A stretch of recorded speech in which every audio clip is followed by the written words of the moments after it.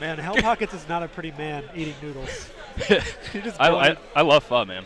Pho is delicious. A little sriracha in there. He's going in on those noodles, dude. I like how Harrison just like let it rip. Yeah, no warning or anything. He's like, all right, get commentating. Anyway, I'm Hans. I'm Hans as well. Yeah. We can't really tell the difference. We're both white. Yep. We're going to be commentating some Street Fighter 4. What is this game? I'd say we're the internet's worst nightmare when it comes to commentary, but we're going to do it anyway. On the left here, we got Hard G to God. I'm just gonna give you guys a spoiler. He's not gonna lose. I don't know who this other guy is, but this is a Hard G to God. Hard G to God. He's a Southtown killer. He's the best Ryu player in the country right now. No, he used to be ass, but now he is for the past like year and a half, 2 years, he really picked it up. Yeah. Let's get started. So Ryu versus Viper. Ryu's going to try to chuck Hadouken carefully because he can get punished by size. Right now he just looks scared. RG is playing C Viper. This is amazing. No, Harrison gave us a look. Like yeah, Harrison just blew it. Sorry though. Oh man, maybe my prediction was wrong. This guy's pretty good. You know how hard it is to do that stuff? The cancel? Yeah, man, it's really difficult, especially it's tough. for guys like me who's awful at fighting games. There you go. All right, Fuwa's playing C Viper. Don't know where this guy's from exactly, but RG just looks scared to press buttons right now. He's getting, yeah, every time he goes to press it, he gets hit. Very good seismo pressure from Fuwa. Overhead, canceling the pressure, and Harji just looks lost. Fuwa's just doing whatever he wants, man. Come on, Harji, pull it together, dog. It's bear mauling right now. Yeah. Maybe he's just never seen this alternate outfit. He's like, man, that's pretty sweet. Yeah, he's mesmerized by C Viper. There you go. Oh. Pressing his advantage. Harji. In this game, you have punches and kicks. You have to press them to do damage. The goal of the game is to deplete the other guy's life bar. He's been playing too much dive kick. Hey, a little bit more focus cancel at long range like that is not, or a focus attack at long range is not bad against Viper because you can absorb those seismos and dash in. Yeah, you have to be careful because as far as I know, you still take stun though. Right. So if you're not careful, you're like, okay, I'm doing okay. Like I'm moving in, avoiding taking any serious damage, but then before you know it, you're stunned. Right, and then also Viper's Thunder Knuckle has armor break, so if you are too close in focus, you'll eat an armor break, but it's good to bait max range seismos. Yeah, just gotta make something happen pretty quick here. Fell behind. You know, like a blink of an eye. Sitting on full super though. He definitely turn this around.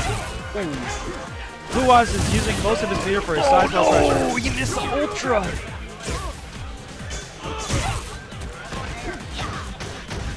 That's heartbreaking. Blocks correctly on the burn kick mix-up. All right. Nice backdash. Right. Counter backdashing it through. Ooh.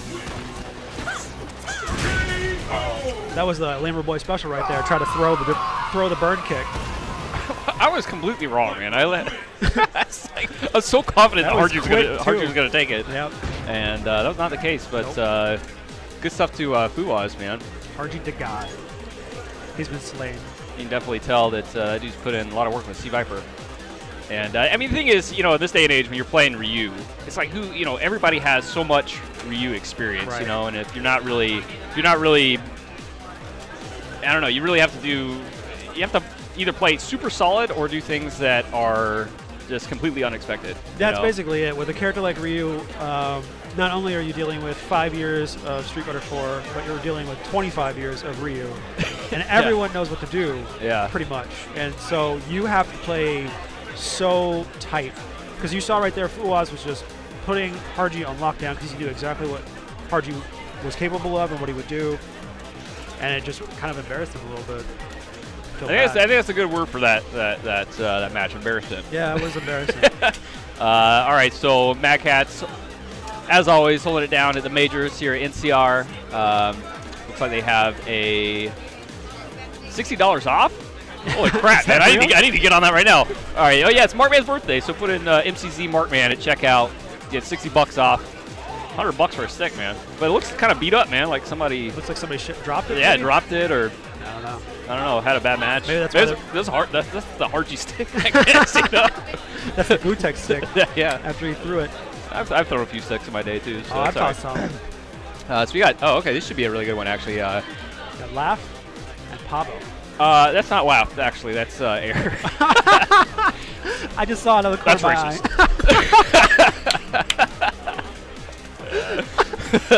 Okay, yeah, Pavo. Air and Pavo, not Laugh. Pavo from NorCal, Air, of course, from Canada. It's the battle of the century. Somewhere in Canada. I mean, I don't know if he's on the west side of Canada. And you know what? It's not racist for me to say this, speaking of racism. I think it's safe to say that Pavo is the whitest person in the building. Yeah, I mean, and that's saying a lot with me in the building as well. But yeah, he's definitely one of the palest dudes I've ever met in my life. He's so pale. Look at how yellow that shirt looks when he's wearing it. It's just like neon right now. It's glowing. So I don't know who Pavo is playing these days. I actually played him at X Factor a few months back, and he was playing Fei Long.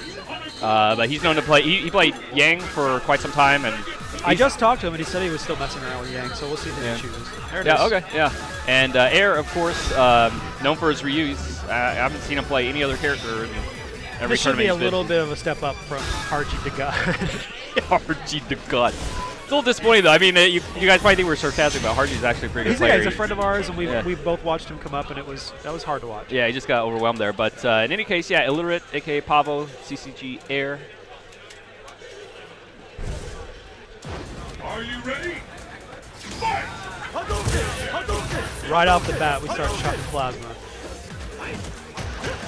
Ryu starts the stage against a lot of characters at an advantageous position to throw fireballs, because there are definitely spacing zones where it's more advantageous to throw fireballs than others. Yeah, I actually saw a really good video sometime back that broke down the screen into like 4 or 5 different sections, and like on the far ends, that's like section 4, and this is totally safe to throw fireballs from there. And then you have section 3. And that's where you should be careful, because they can still jump and hit you with a roundhouse sweep or whatever. Then you have like section 2, where oddly enough you can when you're somewhat point blank, you can still throw fireballs and still be pretty safe. Well, depending on the fireball, and we just saw it at the beginning of the round, since you have them sort of locked down and block stun off the fireballs and a hit stun off the successful fireballs, it allows you to get a few in there before you have to back up and start playing the game. And there, right now he's in that section 2 again, so he's got that space where he can toss him. Pavo with a corner pressure here. He's sending out a lot of meter too.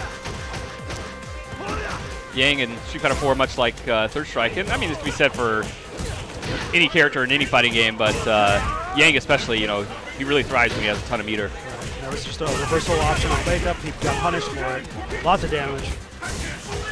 Wow. Lap tried to bait something with that low short into EX. It looked like maybe he was going for EX Tatsu or something. I'm not sure, but he paid the price. Illiterate correctly read it. And now they're just spacing each other out, going for low forwards. Dive kick over the fireball. Record pressure. Went for a command grab, 8 low short. Nice anti-air DP by Illiterate. Ooh! I feel like that was a real risky move, but it worked out for him. It did work out for him. Well, they were playing a really conservative round up to that point. That was a Watson special right there. Playing really conservative until the end where they don't expect it and then get in there with a risky move.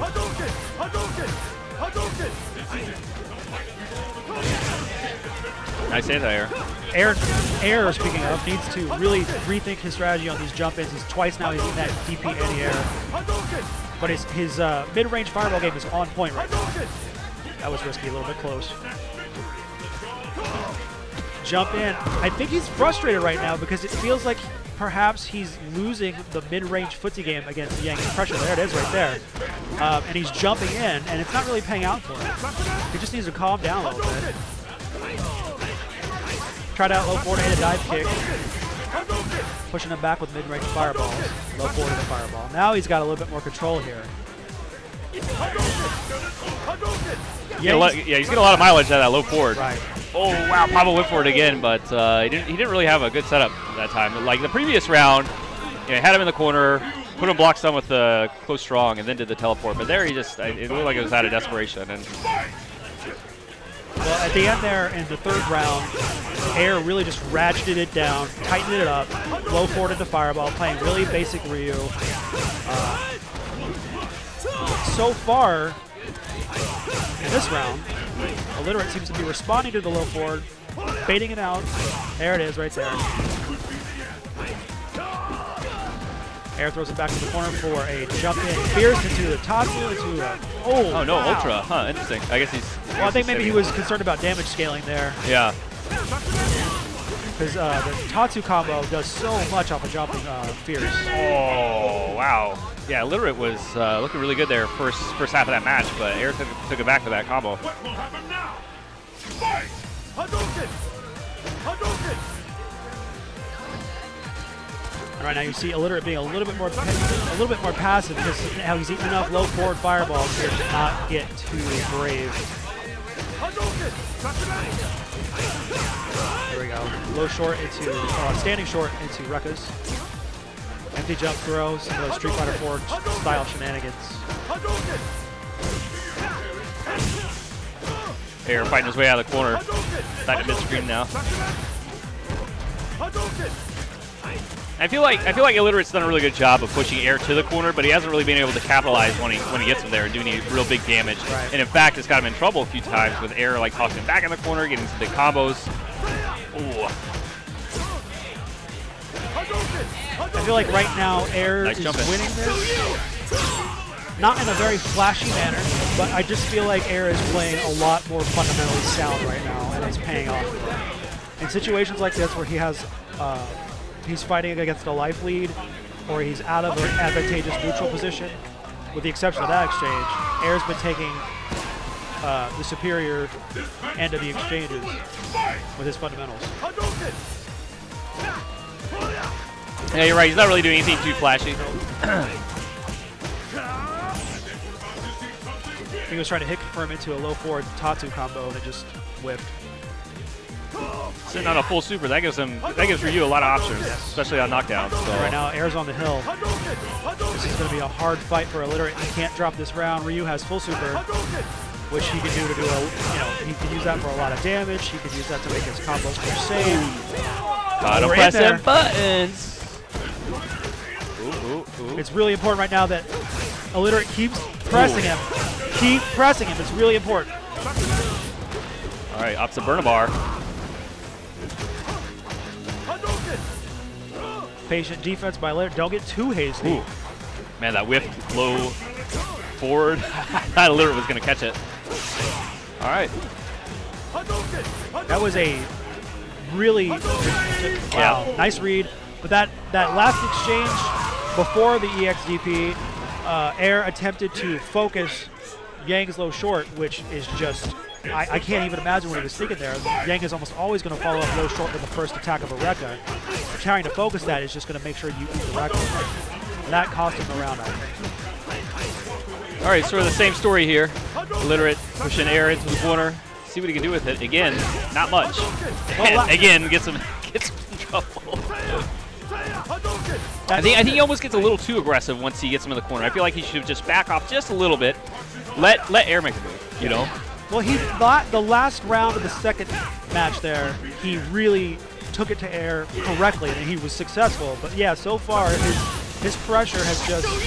Oh, man. His Street Fighter 4 special. Now, was that... We got those. Was that reflexes, or was that... Oh, no, it was all reads. No, never. All reads. All right. Drops a combo, but he gets a chance at another one. Oh, no. You know... wonder why he just didn't go with full EX Rekkas on that combo. I don't know if that would have ended it, but seems like going for the FADC combo is a little risky, and eats uppercut to the chin. That was just air mashing that uppercut out.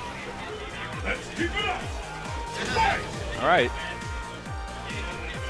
This is it. Air can put it away. Oh, man. Early combo, crouching Pierce into Tatsu. Ooh. Oh, he blows it. Wow. Yeah. Both these guys playing kind of sloppy right now, as a matter of fact. Yeah, I mean, to be frank, this match has been a little sloppy, I'd say. Yeah. Neither of these guys playing to their potential right now. That's a sign. I mean, sometimes it's a sign that the players have, you know, they have a little bit of respect for each other, a little bit of nerves coming into play here. Or a lot of times you've never played this guy before in a tournament, you know, right. And you go to this major, you have no idea what their style is, and you're just trying to pace the match. But well, no offense to illiterate, but Air is, you know, Air. Yeah. And he comes into NorCal, probably never played this guy before in his life, and all of a sudden getting shaken up a little bit. Ooh. Okay. All right. Ultra. That's the last time we saw that exchange where he got the command grab. He did not optimize his combo. He dropped it. This time he kept it simple. He just went. Yep. Oh no! All right, good stuff to Air. I feel like he was kind of saving that in his back pocket. Well, that was uppercut FADC. Yeah, that was the only time we saw him the entire fight then. We're talking about the match now. Both pretty friendly. See, if I lots out, I would just pull my stick out right now. Tap this, I'm out of here. Look at Marcos eat that sandwich. That's the funniest thing. Look at him. He's like nodding his head to the sandwich, like commuting with the sandwich. I wish we had him on frame right now. It's the funniest thing. So you guys are watching NorCal Regionals 11. This is the 5th time we've done this. Check out his cool Genesis game. That is so sick. Yeah, that is so sick. Shout out to Lord of Ultima. Holy crap, has a back too. You can follow him on Twitter at one or two players at once. What is it? Well, I really went nuts. What's his Twitter? At Lord of Ultima. Lord of Ultima, yeah. Yeah, at Lord of Ultima. He did, if you guys didn't see it, he did our NCR trailer this year, which, thank God, no dubstep. Yeah, and I guess I got kidnapped by Vi and Filipino champ Hanzo Gonzo, Drew Grimy, and somebody else. Yeah. Oh, Ricky, of course. Are out to save me, but I'm all right, guys. Don't worry, it's okay. We sent in the A-team. They got him out. Oh man, is there a game in here? Wow, there is a game! What? I wonder what game it actually is. It's probably like Echo the Dolphin. I hope it's Streets of Rage. That is so sick. Oh man. We just sat down and this was here. Like this was here when we sat down. And we're like, what is this? Yeah. This is so sick. Okay, hey, let me look at the graffiti. Oh no, he just took the Streets of Rage. Yeah, oh, okay. I think that's the Streets of Rage. He could have done a little better. Oh yeah, you could have done a better job. There was a legit Genesis cartridge inside. And that's pretty amazing. You bum. All right, so we got Hyro. He's going to play Blanca or Goken. I hope he plays Goken. I know that for sure. His opponent, not too sure. There's the king of all esports over there. AJ Papa. Potato Head. Well, the co-king, him and Spooky. Holding it down.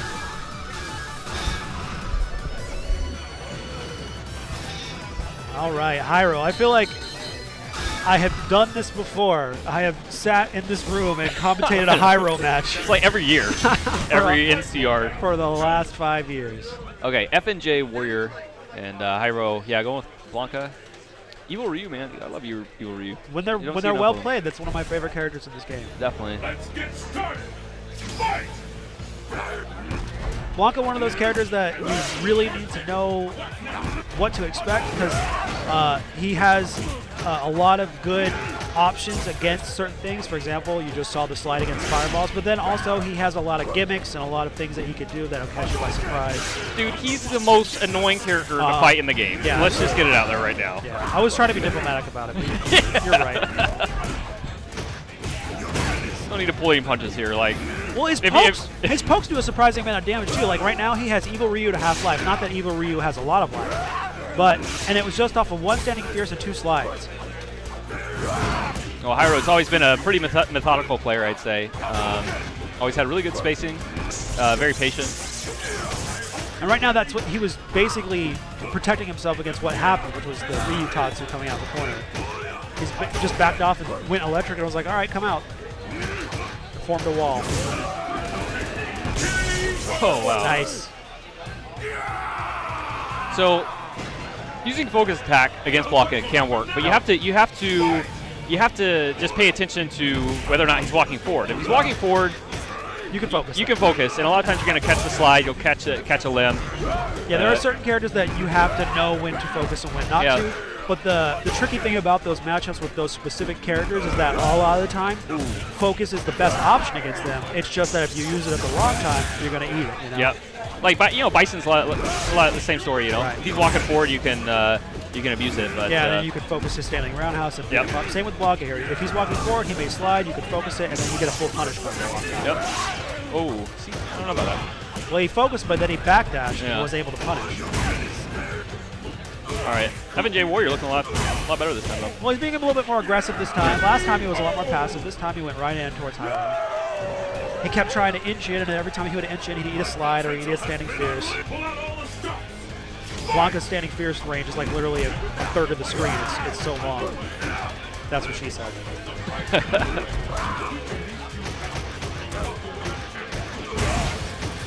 I heard it. I thought I heard Hyro trying to focus that Ryu. I don't even know what that's officially called. His little spin kick there. Oh, it's called the spin kick. Yeah. I just looked it up in the instruction booklet right now. And my strategy guide. Yeah. Ooh.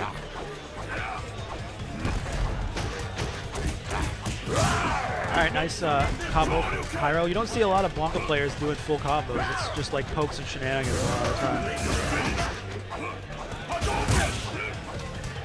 And a lot of his combos, I mean, they're not hard, but they're just sort of these goofy links. Yeah, you know? really goofy links. A lot of the charge characters have that in common, just goofy links on their combos. Oh, wow, nice. That was like neutral jump, like medium punch or something? Yeah, it was a good read. Warrior in the second round, a little bit more aggressive. It paid out for him. In the third round, he got passive again. He threw out some fireballs, and so far, he's not been able to establish his fireball game at all. Hyro is an experienced Blanca player. He's got 4 or 5 years with his character, so you got to know that he's going to expect fireballs and when to slide, and so far he has. Oh, wow, that was super tricky. Oh, birdies. Wow. Sorry. Not even electing to combo him off the dizzy, just walk up and zap him. Zap you, dumbass. Electrifying round from Hyro. You like that? Shout out to James. Yeah. Right, good poke pressure, but then he got out of range, kept pushing buttons, ate a standing fierce. Here comes Hyro with pokes of his own. He elects him back up. Oh, he ate a level 2 focus into a full combo. Ooh. I didn't even do that much damage, though. Yeah. Wow, again! He let him rip.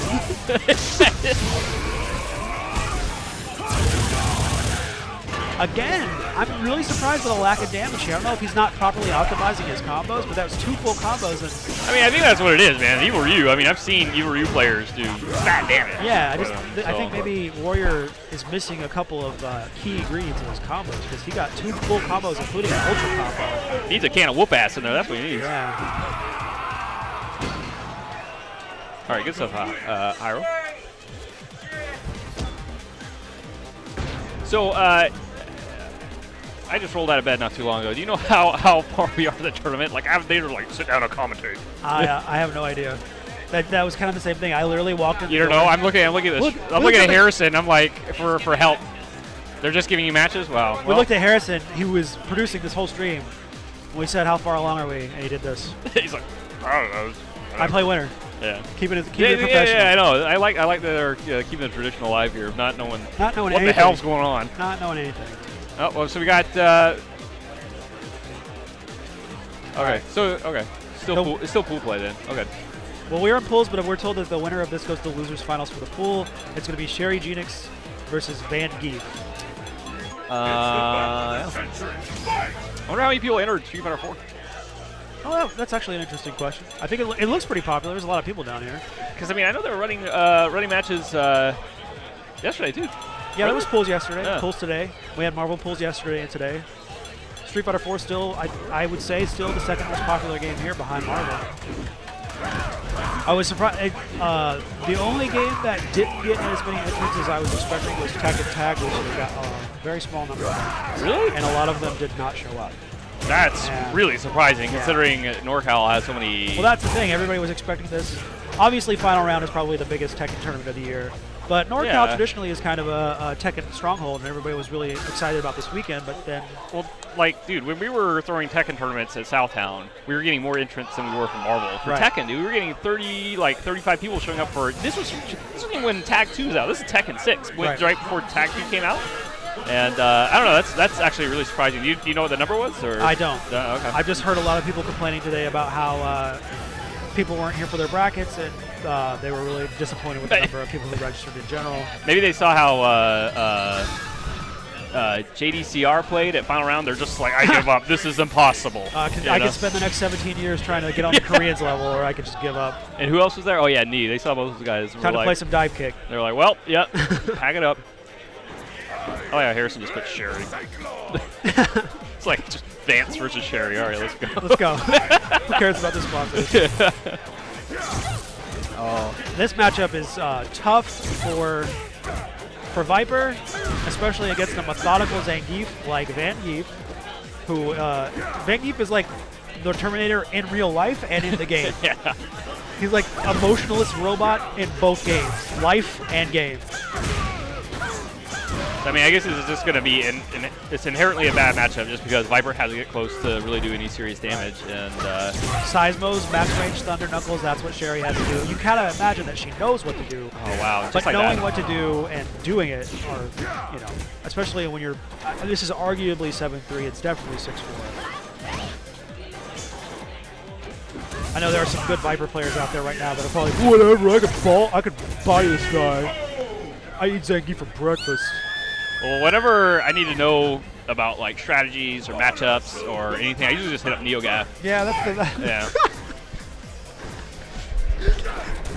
Well, the best players on the internet.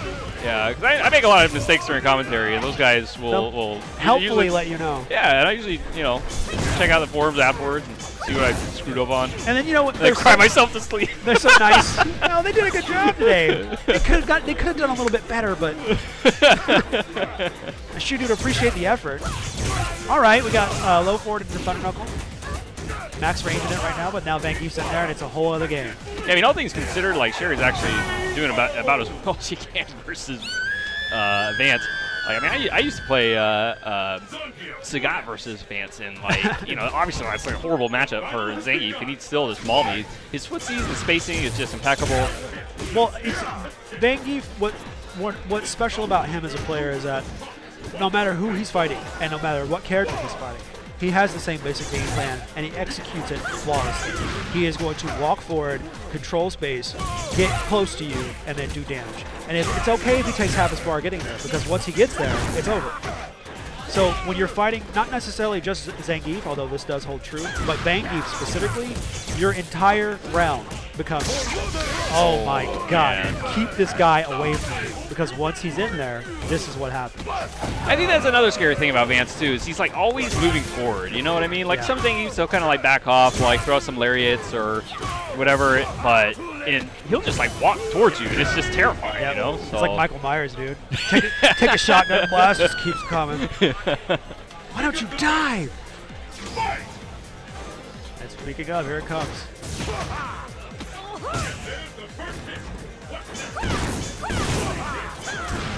Perfectly timed green hand from Van Gief. Standing medium punch, so good. Man, that's just insane. Option select combo, crouching jab. Oh, he messed up the input on an SPD, I believe.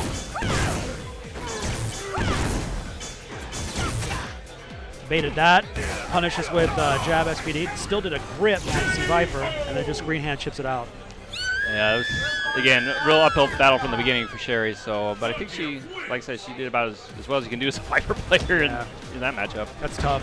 I mean, like, when you're a Viper player and you see that you have to fight Zangief and you have to fight Van Gief, just looking at the bracket is a demoralizing thing. It's like, oh god, I gotta do this. So shout out to Sherry, and you know, she is definitely, in my opinion, transformed into like one of the top 3 female Street Fighter players in the world, maybe right now. I'll give her high praise. Good job, Cherry. I mean, to be frank, I haven't seen her play. That was like the first time I've seen her play in like a year. So whatever. We're being nice. Yeah. Best female player to ever play a game ever. How about that? Hey, Harrison, what was so Vance moves on? He's out of his pool now, or?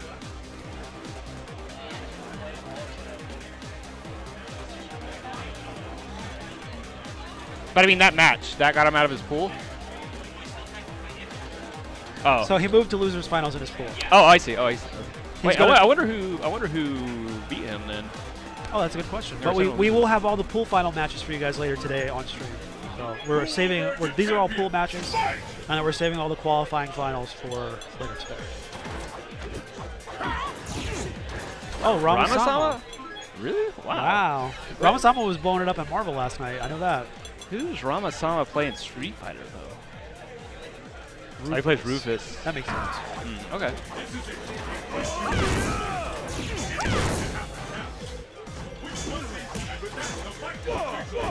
I miss Davidicus. Where's that guy at? Andrew, you saying he's here? I haven't seen him.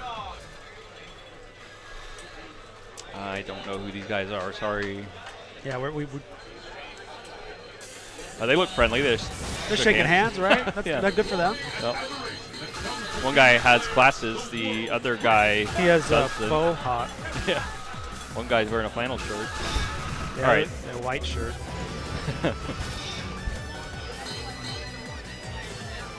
Scumdog versus your father's belt.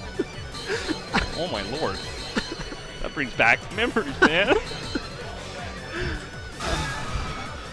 Oh man. Scumdog. Oh hey, isn't Scumdog the dude who got? Or is that somebody else? Remember that juice scumbag? Oh, okay. I was thinking that Juice Box Abel match at Evo. Oh, the guy who taunted him and then he got bopped. His name was Scumbag, yeah. not Scumdog. All right, my bad. All right. All right. DJ, one of those characters who is deceptively strong in this game. He's one of those characters where, like, I think, like Super came out, and he's sort of like middle of the road, like low mid tier, but they just like slowly started buffing like his normal moves after each iteration of the game, right? And he just slowly started to become like more and more of a nuisance. Yep. A lot of the Super editions were kind of a little. They were all kind of mid tier. That was actually that was the way it had gone down for the entirety of Street Fighter 4. You had Street Fighter 4 Arcade, and then the console version came out and 8 new characters in the console version. And they were all kind of mid tier. And then in Super they got buffed a little bit, and a lot of them turned into really good characters like Sakura and Cammy. And then with Super came a bunch of new characters, and they were all kind of mid tier. And now they've been all kind of buffed a little bit. DJ and Dudley both got buffed, although DJ arguably, on paper, better than Dudley. Dudley's still, in my opinion, one of the worst characters for this game. Yeah, I mean, he's got it pretty bad in this game. I mean, he has a few matchups where he can get in and do a little bit of damage, but it's not really against any of the top tier characters. Right. So, I mean, like you see a top Dudley player work and get the full Dudley swag combos, and you're like, oh my god, this character's the best character in the game. But he's just so fundamentally flawed in some areas versus certain characters that it makes it tough to play. Wow, nice. The full super into ultra off a combo. That was sick. Dang, this poor guy's girlfriend is like recording the match too. Oh man, that's the worst when you get blown up in front of your girlfriend. Delete it! Delete it! Give me that phone! Chucks across the room. No, it's your fault! Yeah.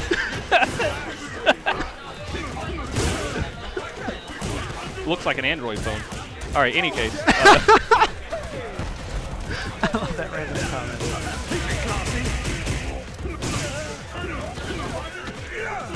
See, I want to see the kind of ass whooping that my father's belt gave me when I was a kid right now. And I'm not really seeing it. If this was my father's belt? No, Daddy, no! This match would already be over. I'm sorry. Yeah.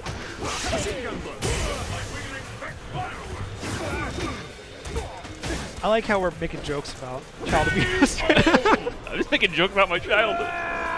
About my child abuse, not anybody else's. All right. Scumdog took the first round. He won the last match with that super sick combo. This is the best stage of the game, by the way.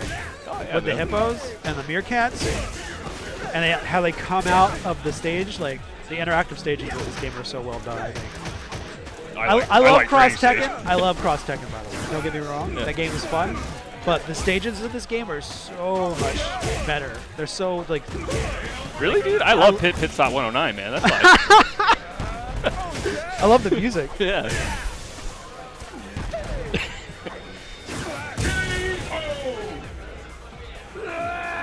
Yeah, shout-outs to level design. Scum Dog. Give me that phone. Give it to me. It's okay, baby. And he's gonna put it up on YouTube later. This is where I lost it. Hanzo Gonzo. Hey, you can support NCR. Speaking of our tournament, by supporting our sponsors. Yeah, they've been a huge supporter of NCR, man. Arcade Shock holding it down. I know I think they sponsored Marvel in its entirety. Yep. They were the primary sponsor for Marvel yesterday. They will be the primary sponsor for Marvel all weekend, and they have a coupon code for you guys. It's NCR 2013. You can save 12% off of Hori products and Canva and Sanwa products. Get your buttons, get your joysticks at a discount. Are you going to show a commercial? Can we commentate it? $8.95. Yeah, I want to commentate your commercial. Is it the show that sucks commercial? Yeah. Oh, this is the promo that sucks. One could say Hanzo Gonzo is I can't commentate. Omnipresent. Or perhaps even a little farcieur. Or creepy. Short. Or dare I say, quixotic. Or creepy. Or a virgin. But he is without a doubt Definitely a virgin. co-host of the show that sucks. The show that sucks, Tuesdays. He looks at like he's 10 farting PST. right there. Because if it face didn't, you wouldn't listen to anything else. Oh, wow, all right. Classy stuff. I like the boats in the background of that. Just like boats. There's no reason for the boats. They're just there. We got Hyro coming back up. Hyro, this other guy I'm not too sure. I know he's, I think he plays Cody, though, because he was asking Harrison for some Cody tips, so. Well, Harrison confirmed the best Cody in the U.S. Dude, Harrison's Cody is sick. So sick, Like, actually. We're being holy sarcastic because I think that you and I have sarcastic voices in general, and sometimes when we just say things, people think we're being naturally sarcastic. But we're white. What's the deal with Cody? Yeah, what's the deal? Exactly. No, yeah, Harrison's Cody is really out of control. good. I forget who he beat yesterday upstairs, but it was. He doesn't have his headset on, so. I didn't even expect him. I didn't expect him to pull it out, but he blew it up. So, but yeah, Cody Blanca. Oh, there's a mouse pointer. Harrison looked over at us. OFC Salt Santa. Salty right. Santa. Salt Santa. Oh, okay. So I get it. He gives salt to bad little girls and boys. Yeah. He's got a coach too. Blanca makes no sense to me, this character. Like, okay, so I understand he crash landed in the jungle, right? But he was a normal human being when he landed. And then just for some purpose, he was living in the jungle and that transformed him into an electric monster. Like, I don't get it. Oh, dude, come on. Didn't you watch the movie? Like, Dalsum locked him up or chained him up and made him watch like all this. It was a normal guy and then locked him up, made him watch all this grotesque stuff on multiple screens. Okay. And then he turned into a beast. Oh. You never watched Street Fighter movie, man? Well, it's been a while and I blocked it out. Yeah. But that does sound pretty scientific. The Clockwork Orange theory. Yeah. I don't know what like sort of the canon of Blanca is. Yeah, like it just makes no sense to me. But I do know his name is Jimmy. Jimmy, Mama.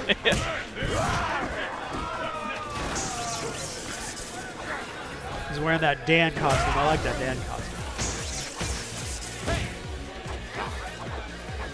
Of course, back medium punch with Cody. One of his best, if not his best, anti-air. Here we go with the shenanigans. Hyro didn't really do too much of this in his last match, but now you saw him do punch, hop, punch, electric. I think he's he has the liberty of doing that versus Cody a bit more than versus like any sort of Shoto. Yeah. You know, Cody's wake up options obviously aren't really the best, so you can get a little more crazy on wake up. So that's where we're seeing a lot of Hyro trying to get the knockdown or anything like that. Dash under, hop under. It's all working out for him right now. yeah, Salty Santa looks like he doesn't really have much of a game plan versus Blanca, to be frank. He was just building meter there at the end. Yeah, I mean, he was sitting back, you know, he got a few solid anti-airs in there, but not much else beyond that. Well, Blanca's the original Vortex character in this game. Like, he knocks you down, and then you're gonna. I guess that's true. Yeah. Yeah, you're gonna eat like a weird gimmicky combo off that, and knock you down again, and it's just. All right, EX Criminal. Criminal foot slide. That's the real name. Standing short is really good with Cody. Not a lot of people use it. He's got him in the corner, put a little pressure on him, but he's backing out, and he's letting him out. That's a bad choice. Hyro uses EX up ball to get out. Calls electric because Cody's just poking him a little too much. Well, it looks like his strategy to build up meter actually worked out for him. That EX ruffian kick has enabled him to get in and do a little bit of damage this time. Oh, stop pressing buttons. Please, Salty Santa, stop pressing buttons. 3 times there he pressed buttons, and 3 times he got shocked.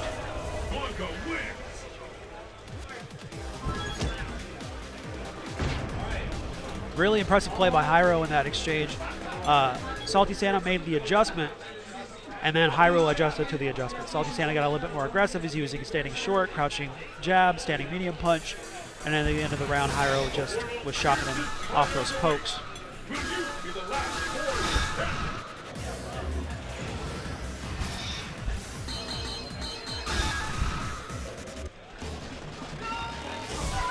Training stage. The stage of battle is set. But yeah, thanks for joining us today, guys. All of our beautiful viewers. Be sure to tell your friends you're watching. What's that? Hashtag is NCR11. Yeah. Yeah. Tweet it out. Hit up your favorite forums, Facebook. We would love tomorrow, especially if you guys were tuning into the stream on Team Spooky. That's all day, right? Yeah, fighting game majors typically traffic out at 22,000 to 25,000 viewers. We would love to see it get over 30,000 tomorrow, guys. So if you could tune in all day today, but especially tomorrow for Marvel Finals, Street Fighter 4 Finals, Cross Tekken Finals. Oh, the Capcom games. I like that schedule. Probably the best schedule in tournament history. Probably. Oh, I think King of Fighters is there too. Yeah. I heard you like that game. I'm not sure if you still are you corporately allowed to still like King of Fighters right now, or? I only play Capcom games.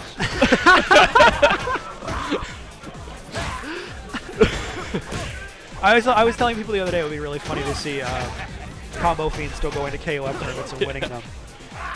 Well, you can talk about that. It would just be kind of weird, like if you get like you're like Capcom representative, you get like top 3 in KOF. It's like a little strange. In any case. EX Electric trying to chip him out. That's just not much you can do about that. Looked like he was swinging a standing fierce there. Well, either way, I mean, like no matter what happened in the exchange, once Hyro got the Ultra out, he was going to win. And Salty Santa maybe should have been a little bit more aware of that. He was either going to get chipped or he was going to get hit.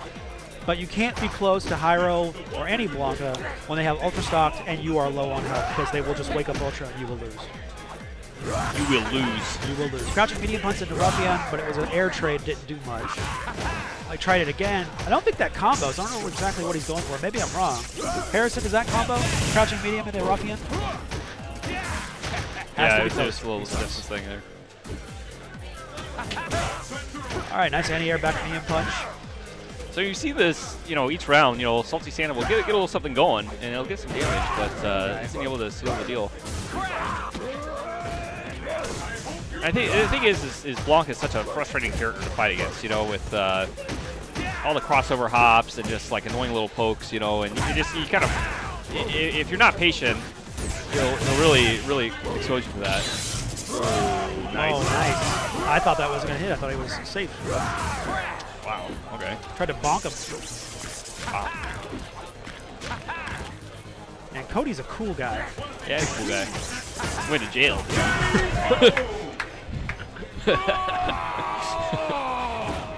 Going to jail isn't cool. He's a cool guy. He's too cool to care. I'm so bored right now. Oh, we got a treat for you guys. Chemo's coming up. We're gonna see some Hakan play. Oh yeah, he's a monster, man. He is a beast. I will say I beat him in the tournament, though. I'm just gonna say that. You did? I have. Oh shit.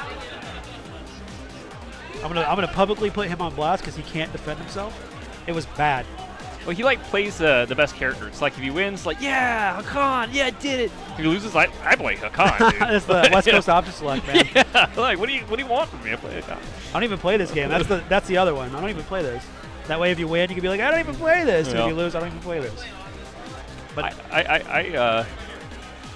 I play all types of games. Capcom games, I hope. I play all Capcom games. Excuse me. I mean, yeah, I play a lot. I've been playing a ton of Cross Tekken lately. Man, if you guys have not checked out 2013, check it out. It's an awesome game. All these haters out there, man. Like, you guys just need to sit down with the game and play it. It is I will actually. so fun. I will back that up. I was a big Cross hater, and I had my doubts when 2013 was released. And I tried it out. I gave it a legit shot, and I found myself liking it more and more and more. So.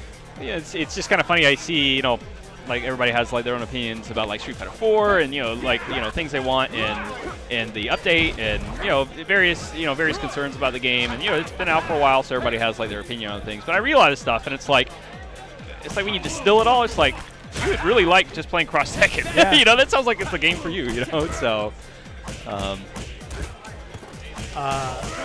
I've been enjoying Cross Tekken a lot, and Cross Tekken and Injustice are the two games I'm playing the most right now. Never heard of it. Never. Hey, wins DC. Never heard of it. This guy. No, I've been checking it out on streams and stuff. It's cool. While playing Cross Tekken.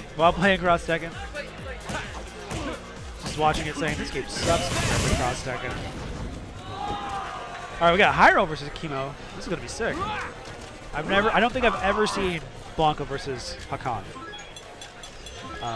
So this should be fun. Both these guys are character specialists, and especially Chemo. Chemo was playing Hakan, and at first he, to be honest, was not that good. And I think that was not necessarily him; it was Hakan. I think that's what Ricky was saying. Ricky said that he worked with him at Namco actually, and they used to like play in the break room or something. He said that like he was ass. Like, yeah, and horrible. everybody was begging him, like, don't play this character. You're not good enough to play this character. And he stuck with it, and now he. I mean, you made it when Ricky said, "Hey, you used to be ass, but now you're pretty good." Yeah, Ricky is the most begrudging compliment giver of all time. The fact that you even say like, "Yeah, you're pretty good," is like anybody else saying, "Man, you're godlike." Yeah. So. Destination confirmed. Hey, so would you mind at like 2 or whatever we have to go upstairs, right? Remember the Lion? Like Ready for action. At 2? Yeah, like if you're in Street Fighter. Let's get started. All right, got some scheduling stuff going on. This is a button check. Looks like it's a button check. So what's going on? I guess in a little bit I'm going to be going upstairs to do Marvel commentary with Butex. Oh, they have Marvel upstairs? Yeah. I thought they were doing the finals for all the other games. I think they have some finals going on this morning, but Marvel pools. Marvel's next on here? Oh. I don't know where I'm going. You guys need to tell me. Yeah, see, I thought upstairs all day today was like finals for. Oh, well, point me in the right direction. I will go there. Because I know they're doing KOF and some other stuff. I don't know. Who cares? Where the booze at? This ain't NCR without a booze. I need a booze. All right, Chemo and Hyro. Are you ready? This should be sick. You booze, you lose. Boozers for losers. Yeah. That's Hakan's game is that focus attack dash forward. Ooh. And he's got to be real careful against Blanca because Blanca can punish focus attacks really well. A lot of his moves armor break. He's got multiple hits on electric. So this is really interesting because this is kind of exactly what we were talking about. Right. I think a few matches ago, just really correctly using the focus attack to shut down a lot of Blanca's forward movement. Right. And you see Chemo exploiting that. And tried to punish the oil. Wow, that went so far. Did you see that? Yeah. Well, when it's I do believe that when he's oiled, he reaches a little bit farther. So punishes the scoop. Oh my lord. ultra with a scoop. This guy's actually cool, man. Right there, right here, where Hyro is backing up, Chemo's got to be careful. And he is being careful here. He's being really smart, actually. He's pressing forward when he sees Hyro moving forward, using his focus attack and getting in there. But when he sees Hyro moving back to try and bait focus attacks, he's instead opting to oil up. He's like, all right, you back up, I oil up. He's basically forcing Hyro's movement. If Hyro backs up, he oils up. Hyro sees him oiling up. He's like, well, now I got to move forward, and that's when he's focusing and moving forward himself. Going for some tick throw there? No, just stand jabs.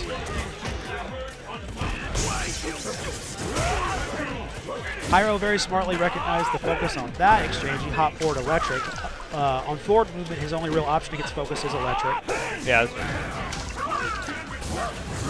going to be able to punish this with a grab. Oh, no, went for a combo. Cosley, he mistimed it. Blanca was still in the air. Now he's out with the slide. That's always the worst, man, when you like someone like whiffs the DP and you go for the punish and they're still in the air, they just flip out. Oh. And right here, he's got to be careful. Blanca in the corner. He's holding charge the whole time. I think he tried to bait Ultra there or something like that. Doesn't matter. He got him. Kick to the shin. Command movement, a command roundhouse that Hakan has that moves him forward when he's oiled up. And he got him on the low hit. That's nice. One of the changes to AE, Hakan starts the round oiled up. There he is, oiled up again, and now it stacks. He went from being a character in Super that was not necessarily that good, probably bottom 3, and in each iteration since then, he's gotten better and better to where people now argue he's probably upper mid-tier. And you're seeing his tools at work here. He definitely still has a lot of problem matches, and I would argue that he's not as good as the other grapplers, as T-Hawk or Zangief, but he's got a lot of unique things going for him that make him a beast in the right hands. That was sick. That cowards, that duck, that was really nice. He's just, one of those unorthodox characters, and like you said, they made some improvements to his game, over each iteration. And I think at this point, it's just whether or not you want to play the character and put in the time, Yeah. Because he's not an easy character to pick up and learn, and it's definitely not easy to get this far in a tournament with him. That's for sure. Chemo could have probably punished that slide with the grab, tried for crouching roundhouse to get a knockdown. That's a lot of Hakan's game is off of knockdowns. You might see him going for something that just gets a knockdown so he can roll up or whatever. Oh, that was a hit confirm combo. Gets a splash, now he can oil. There it is. Good read by Hyro on the backdash for EX up ball. They should not even allow grapplers to have regular throws. That's so dirty.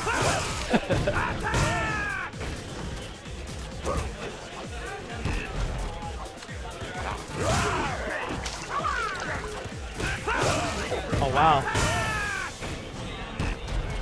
Right now, these guys are feeling each other out. Hyro is taking the worst of the exchanges. He looks tentative here. He doesn't look like he doesn't know what to do. And Chemo just looks mean and hungry, and he's waiting. He's waiting. Nice! Hey, all right. He baited it. Ultra or something. Wow, what a read by Chemo. So nice. That was really good. Hyro was baiting with the short up ball, but Chemo correctly read the situation and slid, which is the only real option he had against that short up ball, and was able to punish the bait attempt by Hyro. That was so smart at the end there by him. And you saw Hyro play two matches on stream here. So good. Gets him against Chemo. Yeah. Handled. That's how good Chemo is right now. So impressive right now. He's probably, it's definitely a mix of Chemo being, mastering his character, but also a little bit of unfamiliarity with the matchup what are you going to do? I think against Hakan, it's like you'd have to have like a 4-hour session with Chemo to really grasp with the character, and even then it's like, it's such an unorthodox matchup. Where those guys don't really run in the same circles. Chemo's a South Bay player. That's true. Hyro's from the East Bay. And also, Hyro, he's an FGTV guy. He's not really been playing a lot of Street Fighter 4, so... He's been on that Modoc. Yeah. He's not too worried about Chemo. 8ARC. 8ARC.com. All right, $10 coupon code, NCR 2013. I actually use the 8ARC, man. I use one as well. I have one. I won from a raffle. A raffle? I got a raffle 8ARC. Really? No, this is the funny story. 8ARC was a sponsor of one of our tournaments here. Well, it's more of a local. It's called Tighter Fight. And they gave a stick away, and all you had to do to be in the raffle was enter a tournament. And I entered for Tekken Tag. It was when Tekken had first come out. And I didn't even know that I was in a raffle. And they called my name out, and they hand me a stick. And I was like, yeah, raffles. Well, let me tell you, I've seen a lot of raffles in my time, and that sounds like a good one. Yeah. I like raffles. Raffle? Raffle. All right, so Illiterate's back, and this is not your daddy's belt. Who's the other guy? What's the other guy? Scumdog. Scumdog, that's He right. was actually really impressive DJ. Yep. He handled your father's belt. So here's the thing though, is Illiterate has a lot of DJ experience. He does plays play Willpower. Willpower quite a bit, and Kuro Kibo. Yeah, Kurikiba as well. So we'll see how he manages against Scumdog. I feel like with DJ, you know, it's sort of like this slow, methodical push to the corner. You just want to get him in the corner and try not to play this mid-range game too much, because that's where he's going to excel. You know, if you're constantly jumping over those max outs and stuff, you know, he's going to hit you with the slides. He has great anti-airs. Well, DJ, as we're seeing right now, you know, Illiterate just put him right in the corner and doing just that. So. DJ is one of those types of characters whose footsie tools are so good that you can just throw them out a lot of the time and you could get payoffs out of it. But against characters who have dive kicks, good neutral footsies can sometimes get you in trouble because you're throwing out a standing medium kick, you're throwing out a standing fierce punch, and the angle of approach on a dive kick is going to punish that a lot of the time. Yep. So with characters like DJ who so often dominate characters on the ground, they get these dive kick characters, it turns into a whole other match. You have to be a lot more smart. That was smart, speaking of. He threw out the slash shot, and then he baited out Illiterate jumping and went in and punished for it. Sloppy Rekkas from Illiterate. He went for all three on a block, got punished. All right. Scumdog sitting on full ultra and a lot of meter, full super too. Ooh, this is where he can thrive. So. Well, DJ does build a lot of meter. That's one thing he has going for him. He builds meter really well. Oh wow, okay. And We're not expecting that short kick. After you see EX Rekka from Yang, it's almost always advantageous to hold up because a mix-up is coming. Wow, this almost isn't even fair, man. He has Kurikiba right next to him, coaching him on the DJ matchup.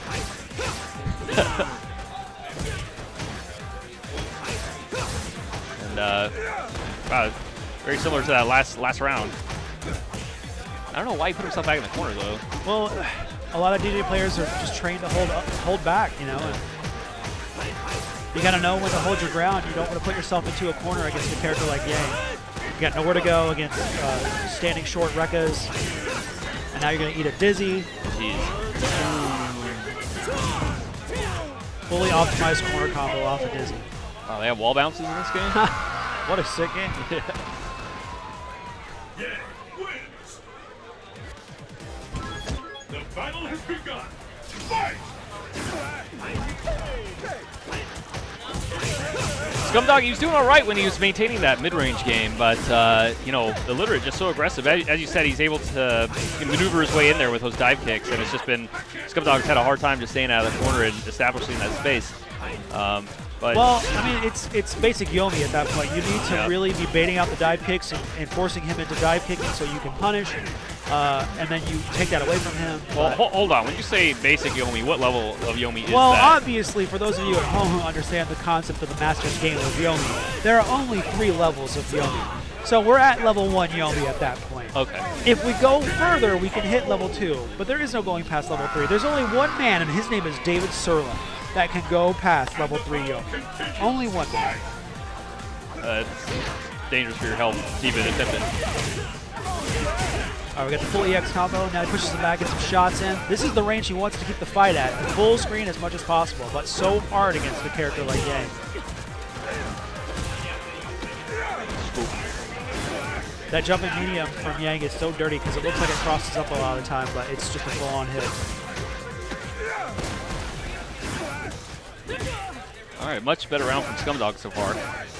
He's got the life and meter lead. Well, right there, he's been doing what we were talking about. He's baiting the dive kicks and punishing accordingly.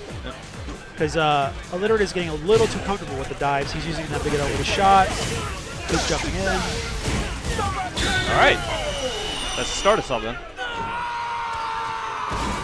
Scumdog. This is the last round. Fight! Hey, would you agree that when people come up with their screen names, they're usually sitting in front of a computer at a keyboard? Oh, obviously. Do you remember the whole exchange we did commentating a match for Hot Rod about how that used to be his AOL screen name, and it turned out it was? Oh yeah, that's right, it was. I'll never forget that. But yeah, most of these screen names are probably the remnants of 14-year-old boys on the internet.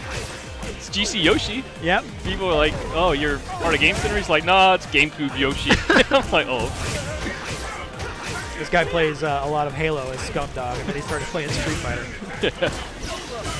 Scumdog 420. Bro, you gotta drop the 420, man. Scumdog 420 headshots all day. Yeah, XXX. Playing on a pad, yeah, he definitely just recently made the transition from Halo to Street Fighter. We're kind of mean. Yeah. I don't like It's an NCR special, man. it. Come to NCR, get blown up by Haunted Dairy. It's tradition. I was actually thinking about how sick, like, earlier NCRs were. I mean, every year is awesome, but, like there were so many, like, standout moments in previous years, like with like Warrock rage quitting against, that was my favorite against Bucktooth, and I was fortunate enough to be commentating that. If you watch the clip of Warrock rage quitting and you hear the "oh," that's me. Yeah, and, that's me. That was almost 5 years ago now. Filipino champ beating Daigo. It's like every year, man. It's crazy. That was the best stuff. commentary moment of all time. Speaking of, True Spot. Yeah, losing it. Yeah. All right, so this best is commentator with the best commentating moment. Juice Box is the best commentator there is. It's yeah, Illiterate staying on. So I guess this is probably like losers final pool or something, or it's getting close. To You would have to think that we're at this point. Yeah, both these guys are pretty skilled. Last match we can run for this pool. Okay, got word from Harrison. From the great and powerful Oz.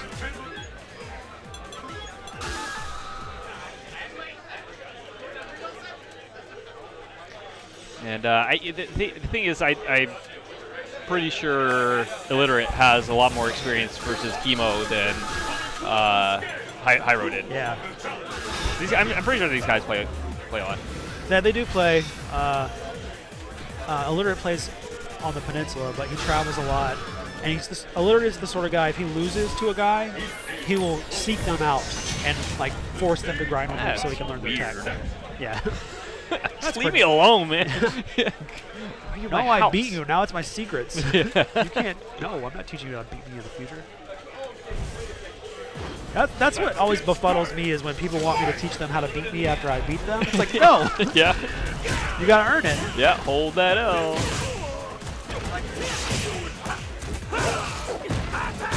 Nice hit confirm combo, standing jab, and then standing short into slide. Full standing fierce. That does a lot. Yeah, man. Does he get a damage boost with the oil too? Yeah. Yeah, he gains a little bit of damage on some of his maneuvers with oil.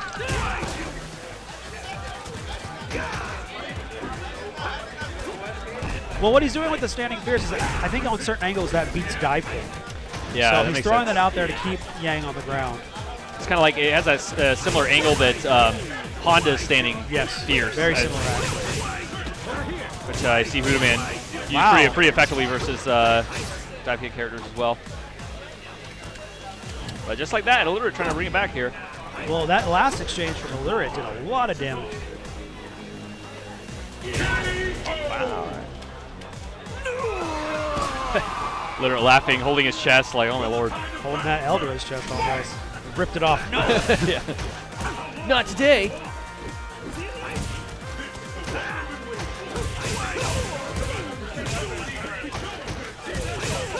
Oh. All right, the momentum definitely in Illiterate's favor. I'm sure.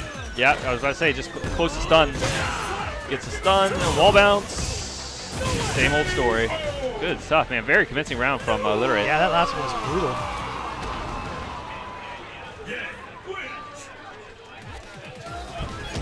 Let's get started. Pooty Yang, let's go.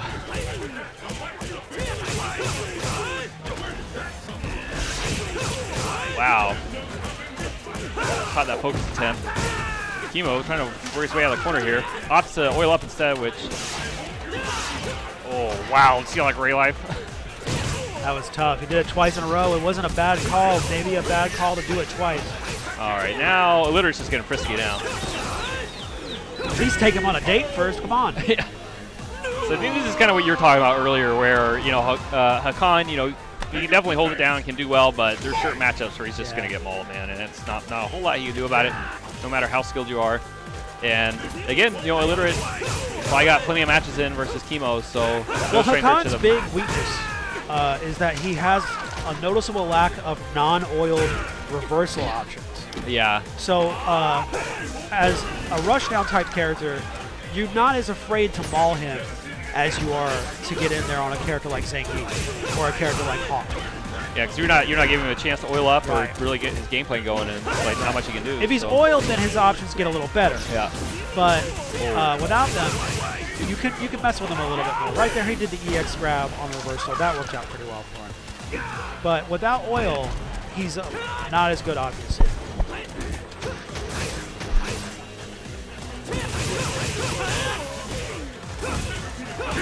Wow. The classic double overhead. I see Noah the Prodigy in the building. So I think that's it for Chemo. I guess he didn't make out his pool, but the Literate still has a long, dangerous road ahead of him. Tournament's far from over. I don't know if we're switching games. I don't know what's going on.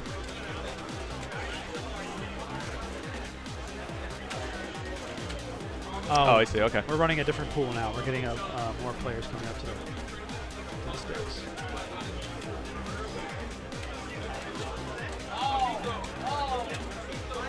Tiger Sean versus Jay-Z. Jay-Z plays Kin. No, wait, he plays Kin? He plays Guy? Plays Kin? I'm not sure. I don't remember. No idea.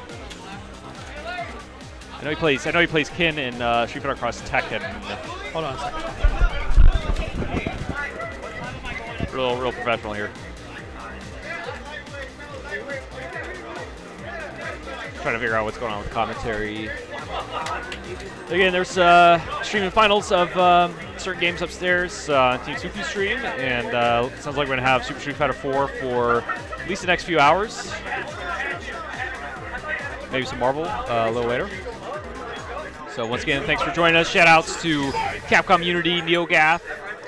Everybody's talking about the stream on Twitter, Facebook. Continue to spread the word, let people know this is going down. And again, shout outs to all our viewers tuning in today.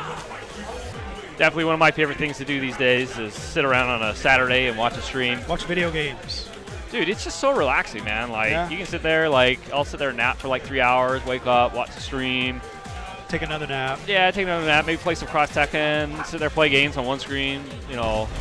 It's just like, I don't really remember what I used to do before like streams, Remember when we used to go to tournaments? Yeah, and like actually play. Yeah, remember when we used to play? But sure, plenty of people out there doing the same, chilling out on a Saturday. I don't blame you. And we have the Underground Syndicate shop. This is Golden Boy Neo's shop. We got all of his shirts there displayed for you. The Wins Marvel, the Foot Dive shirt. I think that Foot Dive shirt is a favorite of a friend of mine. I won't name him by name, but he knows who he is. I know he loves that shirt. He designs shirts for a living, so he's a shirt designer. He loves that shirt. Foot Dive is his favorite shirt. FGC Shirt Wars. You know.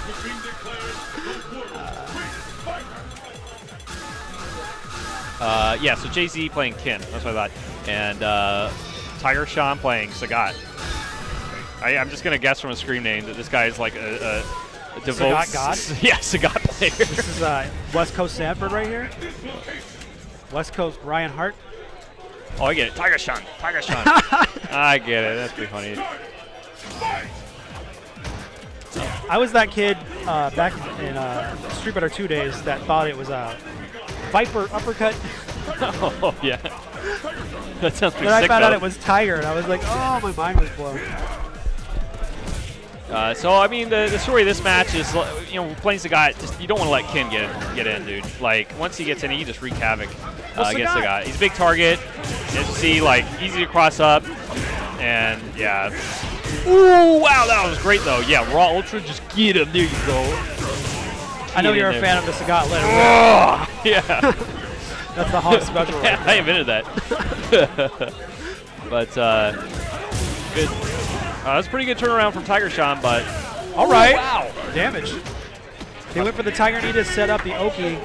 You get the knockdown, Tiger Knee right after, that puts you on the other side, gives you some OP options. So far, looks like both these players pretty evenly skilled. I don't agree with using that EX Tiger knee to get in though. Again, he should just play the range game. Let JZ come to him. Well, EX Tiger knee is relatively safe on block. It can be punished in certain situations. It is an option for getting in, but this Ken's not the type of character you really want to get in on. Anytime you're spending meter just to get in, yeah. Not even to do damage, but just to get in, that's not necessarily a good use of meter. Tiger Sean.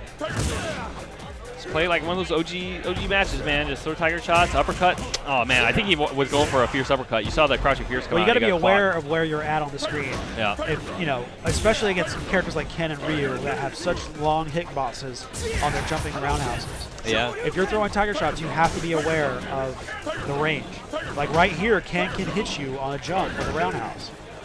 Pretty well spaced Kara Tiger knee there, and sitting on a lot of meter. One uppercut FADC Ultra, and he'll be back in it. Well, right now he's got a round, he's got a life lead, and he's just gonna let. Wow, he's got to be careful. He doesn't. Yeah, he's been Tiger eating shots. One too many Tiger shots. I feel.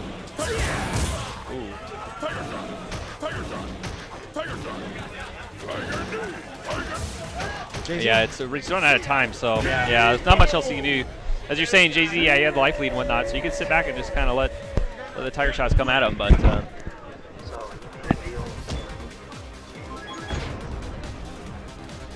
Are you ready? Fight!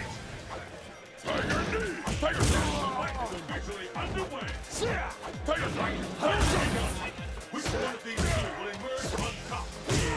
Ooh, nice crouch fierce. Much better start from Tiger Sean this time. Ooh.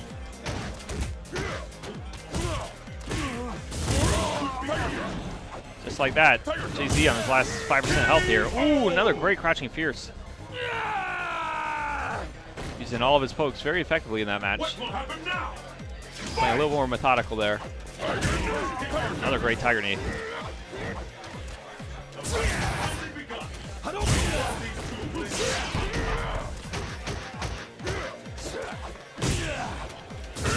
Yeah, Tiger Sean looking a little more confident now. Getting his anti-airs, baiting the uppercuts. All right, here's JZ's chance to kind of start something. Oh, another crouch fierce. He's getting a ton of mileage out of those crouch fierces. There you go. Yeah, the meter. JZ low in life. Might as well do it. Just like that, takes the match. So it's 1-1.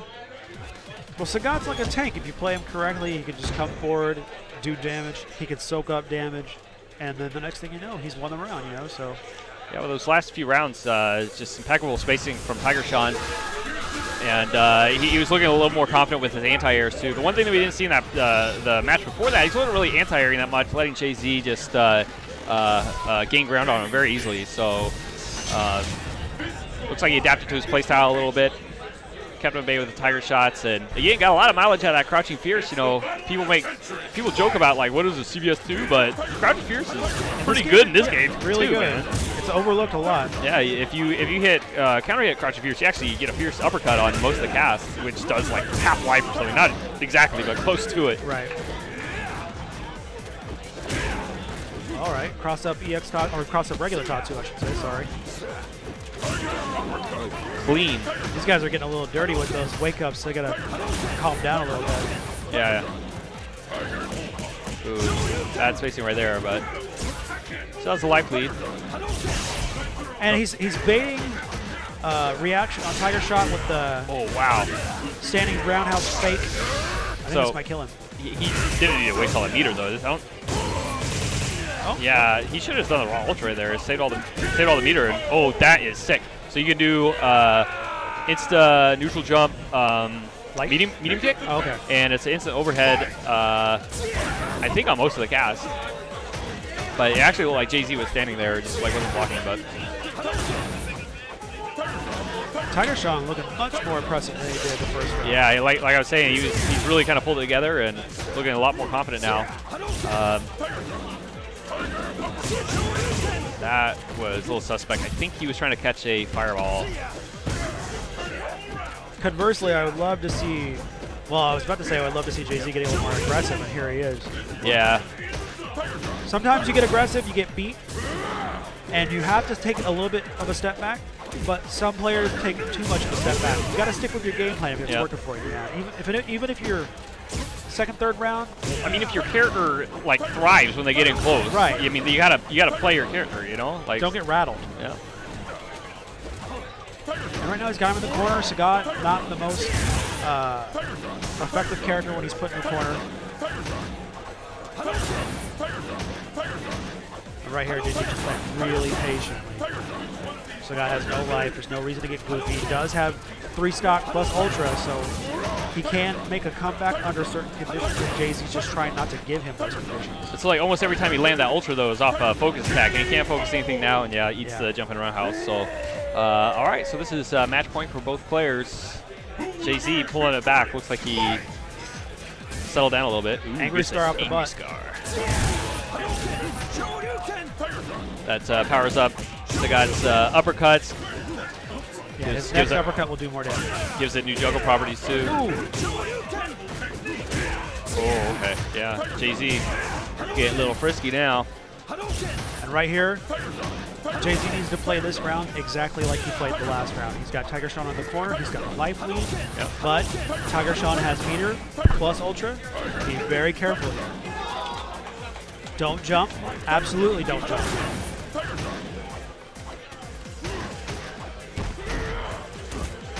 Oh, that could have been a game right there.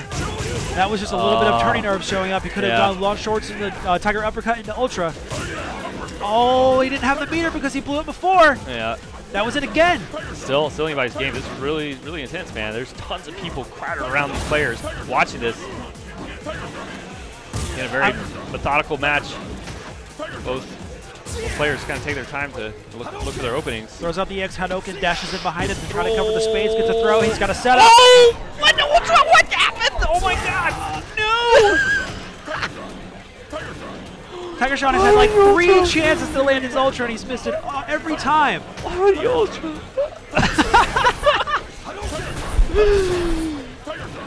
Oh my God! 10 seconds. He's still got a little meter. He's got to spend it. Get in there. He's got to get in there. That's the one time. Fierce. What happened? What happened? What happened? He had it. He had the FADC Ultra. Hey, what happened? Dude, you know what was really crazy though? He was not committing to those low shorts. No, but that entire set, like Tiger Sean, he started to pull it together in those later matches, and the first match they had, he was visibly shaky, but then he got his anti-airs down. He was playing a lot more methodical, got his spacing down. But the one thing I noticed, again, is he was not committing to those crouching shorts, and he had a lot of opportunities to do crouch short, crouch jab, uppercut, and a few times it really would have put him in a significant lead. And then at the end there, he had the FADC Ultra, and I just don't know what happened. I don't know. He was just a little hesitant, I guess. He's sitting there shaking his head. He's consoling himself with his delicious caramel frappuccino. Yeah. He looks really sad. Yeah, he looks beat up right now. Looks like really sad. He looks like his girlfriend just broke up with him. Yeah. He's like, F this, man. She might do it after she watches that match. Oh, man, that is brutal, man. Come on. I'm sad. I'm sad for him, too. Tiger Sean had, like, so many opportunities to put that away and lost it. All right, let's get over it. Who cares? On to the next match. SF Keith and, do you know Sure, SF Keith on the left of your screen there, or in the NCR shirt. Oh, Goken Respect. That's right. I knew this guy looked familiar.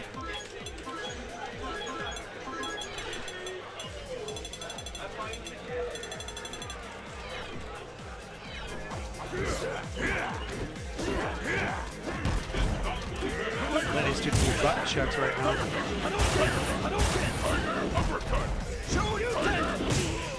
That's the most exciting part about Street Fighter 4 is all the button checks.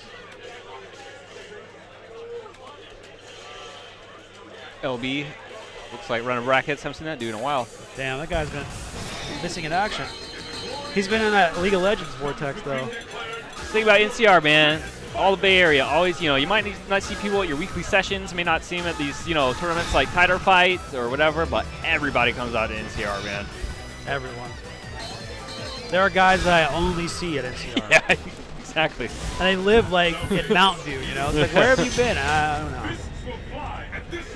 So, yeah, Goku Respect playing Cody. I see a lot of Codys today. He's really good in 2012. Yep. We had the Hagger suit. It'd be sick if Zangief got a pipe when he had the Hagger suit.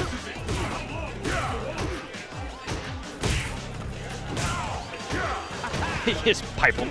Pipe him. He does like jump down fierce, gets a pipe, ground bounce.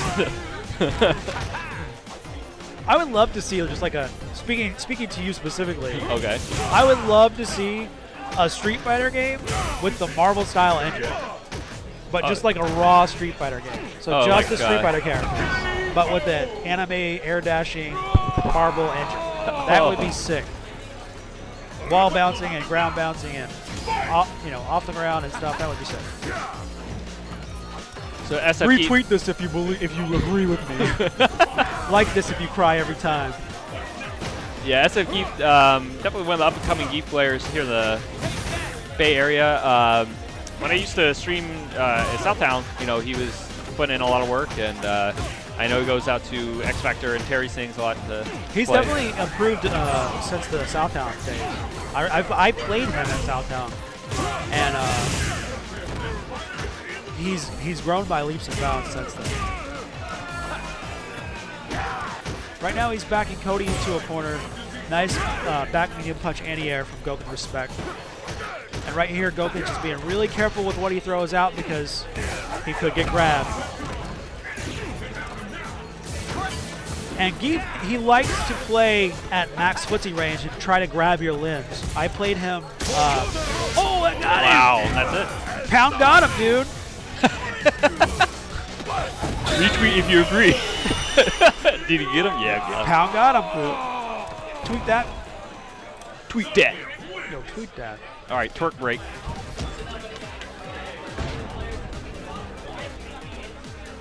I think Goku Respect just kind of taking his time. Speaking of respect, I respect that. When you get beat, take a minute, man. Take a breather. Don't just jump back into it. Even in boxing and MMA, they take round breaks. Come on, man. Take a little breather. That's true. Remember to breathe. Yeah.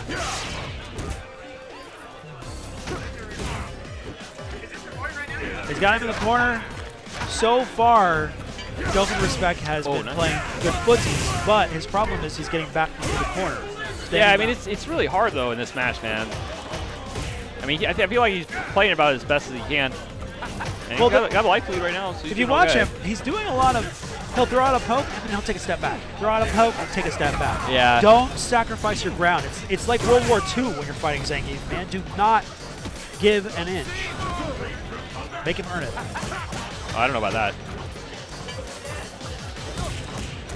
He went for an anti-air there and got stuck. See, like right there, he throws out a poke and backs up. Throws out a poke and backs up. I don't know what he's trying to bait. Throw out the poke and then just down back. In the corner, full combo. Wow. Ooh, that was just holding up as a panic button. Oh my gosh. And that's what I was talking about before. Geef likes to stand at max footsie range and try to grab your limbs. I've seen him do it. Yeah, you can, yeah. It's risky, especially at this low life. Oh, wow, he missed the roughing kick, I think. That was criminal upper combo off that low short. Oh, yeah. Nice option select combo by SF Geef. Go for respect. Like, he lunged forward in his seat. It's like, oh, I almost had it. It's too long.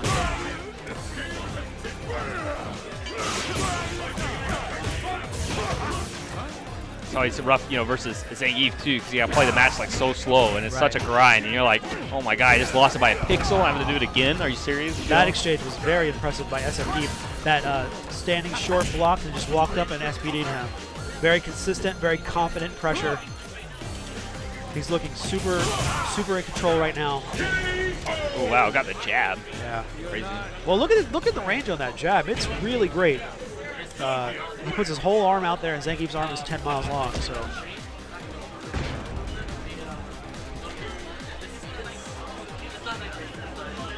Zangief looking down at Cody. Do you even lift, bro?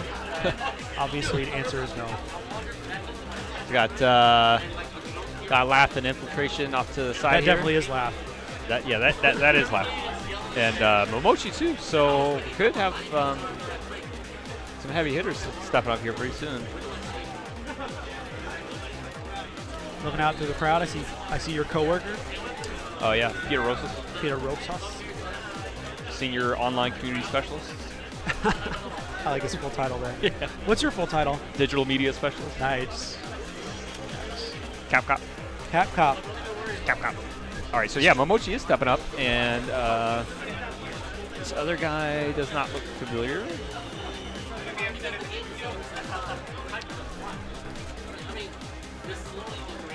I don't like this. Oh, You saw him putting his hand out, it was shaking already. Yeah.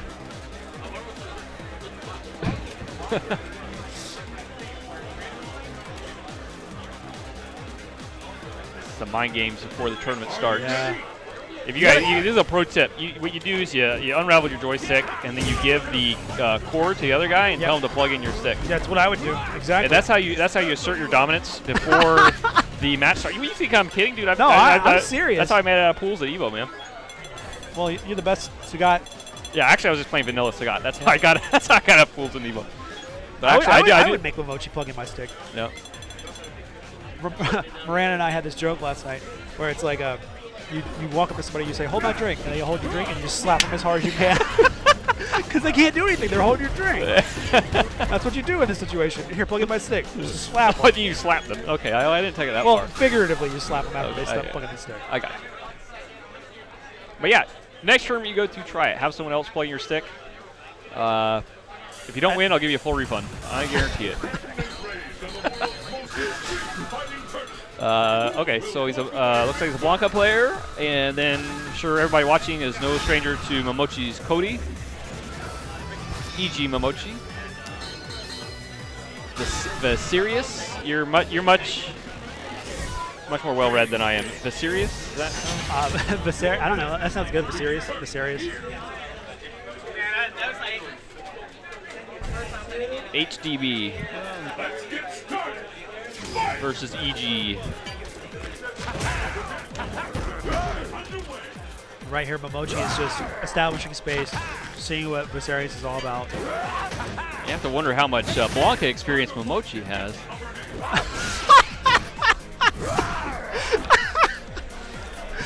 It's an unfamiliar matchup to him, or what? I don't know. How much experience does he have? Oh, man. All right, so Viserys out of the corner. And these guys are just feeling each other out. That was a nice read of Viserys there. He saw Cody going for the focus attack. Wow, another good read. Went for ball. Punishes with the EX Ruffian. Yeah. All right, Viserys has got to calm down with the balls. They worked out for him a couple times. Against a player like Momochi, you're not going to be able to go to the well too many times. He's going to punish it every time. You got to be careful, man.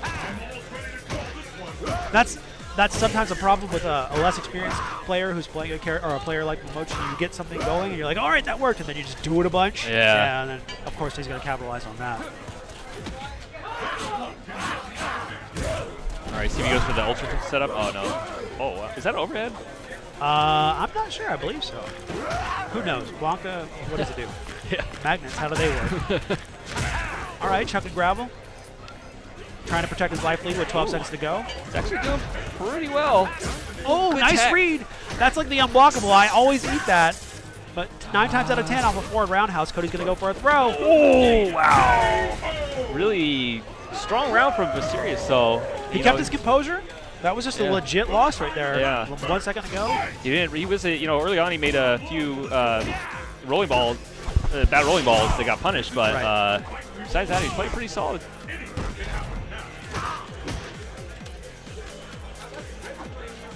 Right here, Momochi, you see him staying right just outside of standing Pierce range. Ooh, nice. Full link combo off of standing Pierce punch. Overhead. Forward Pierce. He whips the forward roundhouse on range, and then Viserys very smartly throws out stand jab to break up all that nonsense. Chuck and gravel, fake gravel. You don't see too many Codys utilizing the fake gravel very effectively. These guys are just wow, wow! CBS in the building. Good stuff from Viserious. Now, he's not just rolling over. He's putting up a fight, man. He wants this. That was just a raw one poke hit confirm off that super. We'll give it to him and say he meant to do it. The only downside now is he's going into this third round with no meter. Momochi opts to burn all of his in one combo. Pretty sick stuff. I think he's feeling himself there. Momochi, you could question the decision to burn all of his meter there, but what he was doing was establishing a very hefty early life lead and putting momentum in his side, which in the third round is very important. That's a really veteran decision for him to make. But Viserious is coming, swinging back. He's fighting his way. He's not giving up. That's typically why you would burn that meter. Get that life lead to try and force an inexperienced player to be intimidated, to give up. Viserious, however, to his credit, not folding. Yeah. Sticking to his game plan here. And now Nice it's a fight again. Oh, punish that! Oh, I wonder what. I mean, I'm sure you could punish it with like jabbing a ball. Something, throw him at least. Oh, wow. so close. Crouching short into a criminal upper. He hit confirmed off crouching short. Yeah, Viserious though, put up a pretty good fight there, man.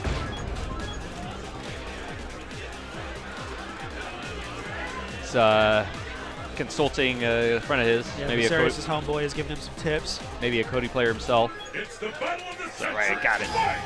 All right, here we go. Download complete. Yeah. Engage, or disengage inhibitors. Yeah. Punishes the sweep with crouching roundhouse. There's another punish with ruffian kick. Punish. Oh, that's a possible punish. I don't know. Blanca players would have to correct me on that. There have to be options for block criminal upper though.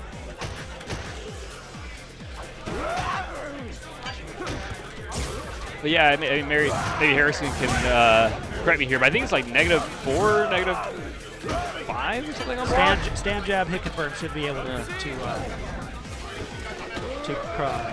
punish. All right, got him in the corner, but now he went for the jumping cross up. The problem with that is it got blocked, and now he's in the corner. I always wonder about that crossing up when they're in the corner. It's like, I mean, what are you really going to gain from that? I mean, you might get a combo, but it's like you might get a combo when you could just kind of control that space in front of them and just make them work to get out and slowly chip away their life with folks and whatnot and let them make mistakes, you know? I just had a really weird deja vu moment, but for those of you guys who have been watching NCR for the last 4 or 5 years, at NCR 8 in this ballroom, there was a match where LPN kept jumping into the corner off of jump-in cross-up attempts, and I kept saying, well, why are you doing that? Don't do that, like visibly, while it was just frustrating to watch. And, Viserious was doing it. It's just one of those things that players, tend to overlook, It's like, oh, I can get a cross-up here. No, you can control space. That's better. Pick up the pace. Fight. There are exceptions. There are some characters that have these weird, ambiguous cross-ups, though, where it makes a little more sense. But yeah, generally speaking, not a good idea. Well, sometimes you take a risk, it pays off. But John Choi used to famously talk about how certain risks, if there is a risk involved, it's usually just not even worth taking. John Choi playing it safe. Yeah, surprise, surprise. All right, now he got a throw. He's in the corner. Let's see what he does. A little bit smarter offense this time, corner pressure. Ooh. See, that's the thing about electing not to go with the cross-up jump in, because he blocked the string, but he still has him in the corner, so your offense is still safe after that. Got a few licks in there.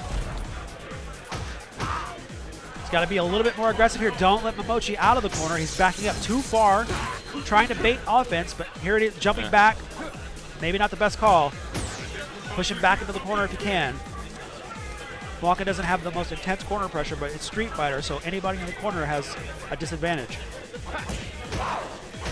Probably a little cautious of all the meter the Momochi Nice has. counter hit setup. Ooh, good nice. read. Viserious. No. Oh, wow. Well, that's rough, but you know what? He can't walk away from that feeling of shame, man. He did pretty well, I have to say. Really held his ground for the most part, and had a lot of close rounds, and almost took a match. Beat Momochi, yeah. So it's pretty good stuff. Gotta be feeling good going into losers bracket like that. Up next, we got a Vroom, bump. vroom. Some guy.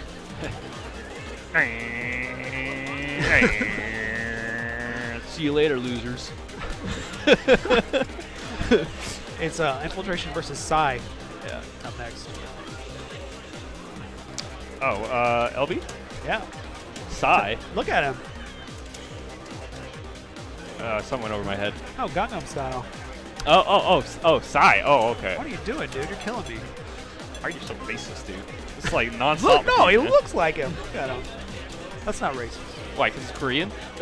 He's Korean? Yeah, LB's Korean, dude. No.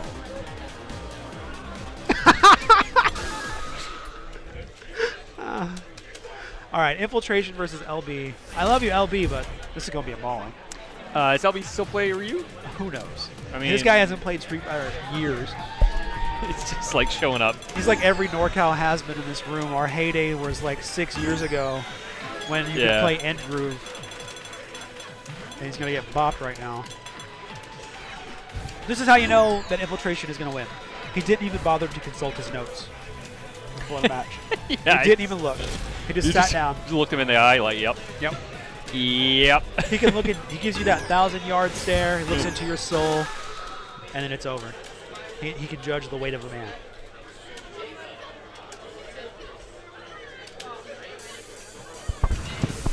Curtain is raised on the world's most extreme fighting tournament. Who will walk away? He does play a Ryu still. Well, I mean, this is just bad because we're talking about you. Yeah. Do your best, man. He just, that's not a good sign. LB just looked at me. Did you see him on camera? Did anybody else see that on stream? He looked at me and mouthed the words, "I'm going to get effed up." He said that to me just now. That's not good. Oh, now he's checking his notes. All right. He's checking Twitter. Oh, he's getting texted. He's saving 15% on car shirts. He's got his Geico mobile app right now.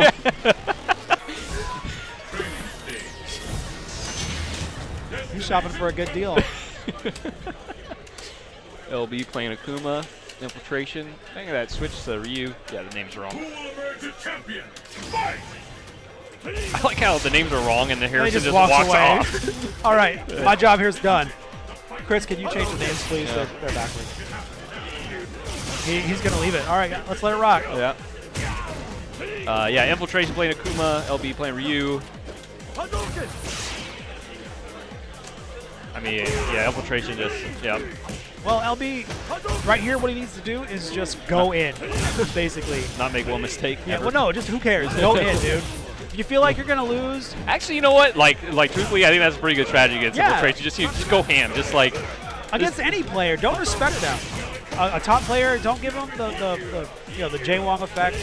Don't give them too much respect. Go in, go hard body Chongo, dude. Hard by Jungle.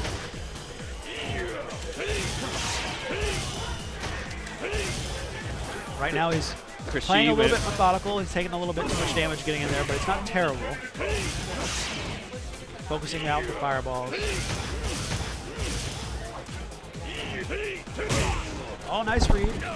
Could have FADC'd if you had the meter. Wow, there's that neutral jump fierce. That's pretty good. Oh, he went for it again. This time, standing fierce beats neutral jump fierce. Infiltration and Reddit, it's like, no, not twice. Well, you have seen that before. Yeah. You know, that's actually what you were talking about earlier. It's like, LB found something that works versus the top player. Right. I'm going to do it again. All right. All I have to do is this over and over, and I win.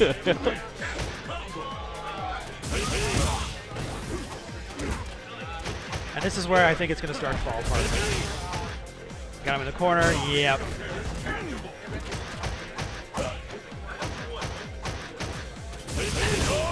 All right. EX Shoryuken's got that invulnerability. Goes through the air fireballs. Infiltration. You may have heard of him. Now he's just spacing him out with fireballs. Footsie's at his life, and at the space he's in, LB did not have a lot of options. Akuma wins! Let's get started!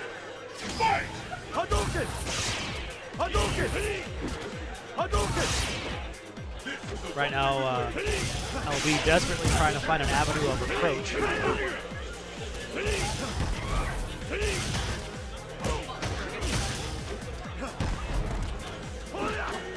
Infiltration spacing him out with air fireballs, spacing him out with low forwards, spacing him out with jabs. He sets a theme here. Teleports out. He's feeling really confident right now. A lot of what Infiltration is doing is reactable, but LB is electing to play as safe as possible here. Sets up the flip. Goes for another throw because it worked before. Yeah. I'm gonna do it again.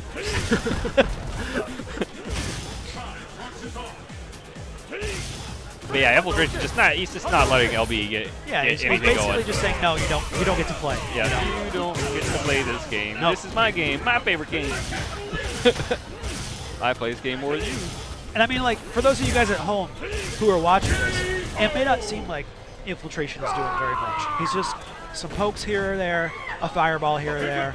But if you really paid attention to that round, you would see what we just said, is that like LB did basically nothing. Absolutely nothing. He threw a couple fireballs, he got a couple pokes. But Infiltration in such control of every moment of that match, of every bit of space, just like right here. He's saying, no, he can't do anything. Literally cannot do anything. And the thing about LB as a player, I've actually played him a handful of times, is he is actually one of those players who likes to go wild and go crazy, right. But like as they're saying, Infiltration's not even giving him a chance to even do that, you know? Just keeping him at bay and then capitalizing on any mistakes he has. It's artisanal. You're watching it. Infiltration, this is the space where I throw fireballs. Yep. Now I know to stop throwing fireballs. This is the space where I crouch and forward. Now this is the space where I crouch and jab. It was just a dismantling, basically. It was like a bomb that was sitting there, and Infiltration just walked up, looked at it, piece by piece, took it apart. Yep. And looks like he's going to stay on and play. Do you recognize this guy? Yeah, that's that guy. Not to be confused with the guy. No, that's that other guy.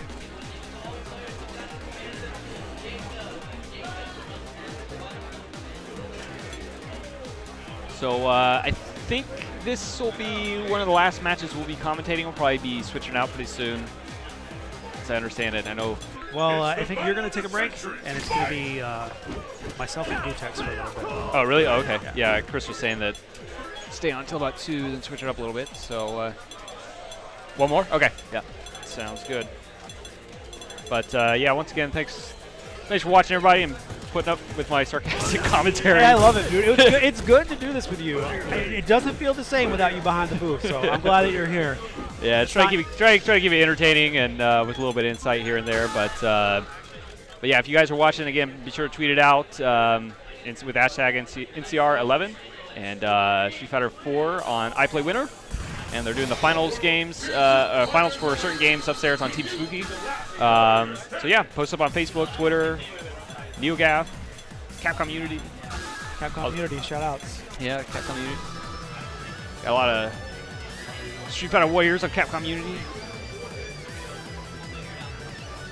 But yeah, it's far from over. I think the stream was on till like 10:30 last night, so it'll be the same. Well, no, we were done at 9:45. Oh, really? Yeah, Kaneda runs a really efficient tournament. Yeah, that's one thing I noticed about this year especially, man, is things have been flying by. This is like probably one of the most efficient tournaments I've ever been to, man. We were actually last night a little concerned we were going to finish so early. We were, Magus and I were prepared to do Marvel until 11. We were done at 9:30. Oh, yeah. Yeah, so shout outs to Terry Kaneda and all of the judges he has here volunteering their time. Yeah, all the bracket runners. Yeah, they're all doing the a hell of a job. Unsung heroes of the fighting game community, man. These guys just show up and sacrifice their time to play and time to practice just to help this type of thing happen. So these guys are doing a great job this year. A lot of these guys are guys who have volunteered at NCR for years. I think Crack Fiend is the guy that kind of organizes the judges here, so shout outs to Crack Fiend, Anthony. Yeah, I mean, he's like #1 like unsung hero, this kind of stuff, man. Yeah. It's like rare that you ever see Crack Fiend without a bracket in hand, man. He's always organizing other judge runners or whatever. So really huge shout outs to Crack Fiend for helping make NCR so smooth this year. Of course, yeah, follow both of us on Twitter. Again, this will be my last match at Haunts. If you have any questions, feedback, just want to hit me up. We're talking about that cross-Tekken. Cross-Tekken, love talking about cross-Tekken strategies for real. And You also follow us at Capcom Fighters on Twitter for any like streams that are coming up and stuff like that. So and also good YouTube video content, things like that. It's good to follow you guys. You guys retweet and repost a lot of like, for example, Kelvin's Street Fighter Cross Tekken videos, things like that. So community videos, you guys can get those from Hans's Twitter, from the Capcom Unity Twitter, from the Capcom Fighters Twitter. Yeah, I try to keep everybody informed, and also, yeah, if you guys put together great content, hit me up, let me know. I'm always down for getting it out there and let people shine. So looks like we have Reginator playing Kin. Again, Infiltration staying on the sticks. Reginator is getting a little bit more offensive than LB was, which in turn causes Infiltration to be a little bit more offensive. That's true.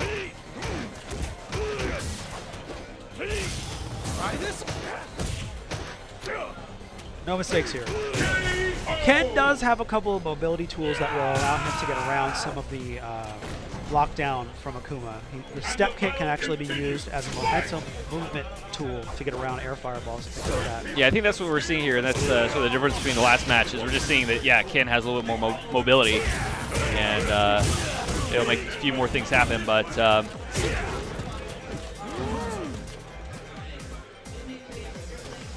right here, they're max range. Infiltration keeps coming in and then going back out. Feeling out Reginator. And again, this match, playing out like last time, you're not seeing a lot of fancy stuff with Infiltration. wow, what did he catch there? That's crazy. Reginator is able to push Infiltration back into the corner, and he's smartly keeping his distance because unlike other characters, Akuma not really locked to the corner. He can just teleport out if you get too close. One of the reasons why Akuma is the best in the game. Ooh, all right. Wow, okay. I don't think Reginator was even expecting that uppercut. Even Infiltration will do that. Yeah. Wake up uppercut, even Infiltration will do it. So yeah, good stuff. The Reginator taking a round off Infiltration. He's not playing afraid. You know, I think he's just really just trying to play his game plan, and I think he's just trying to play the matchup. I think that was one of the things that it always stuck with me. One thing that John Choi said that always stuck with me is that I was talking about like tournament nerves. So he said I don't really get nervous. I just play the matchup. I don't really think about like who I'm playing against or whatever. I just say, hey, I'm playing Akuma, I'm playing Ryu, I'm playing D-Hawk or whatever, and I just play the matchup and try not to worry about it. And really, that's all you really can do sometimes is just play the matchup. You know. Oh, good stuff. That was a Terry Kaneda special right there. So there in the third round, what we saw was Reg throwing out the fireballs on the ground. But unfortunately for Ken, as a Shoto, he has, comparatively to the other Shotos, probably the worst fireball. Akuma's ground fireballs are better than Ken's fireballs because of startup and recovery frames from Ken's fireballs. So Infiltration switches over to a more ground-based fireball game and shuts down Reginator's fireballs.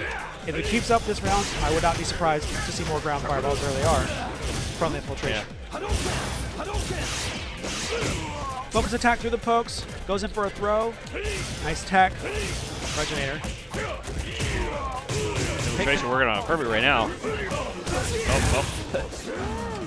Teleports back, keeping the space.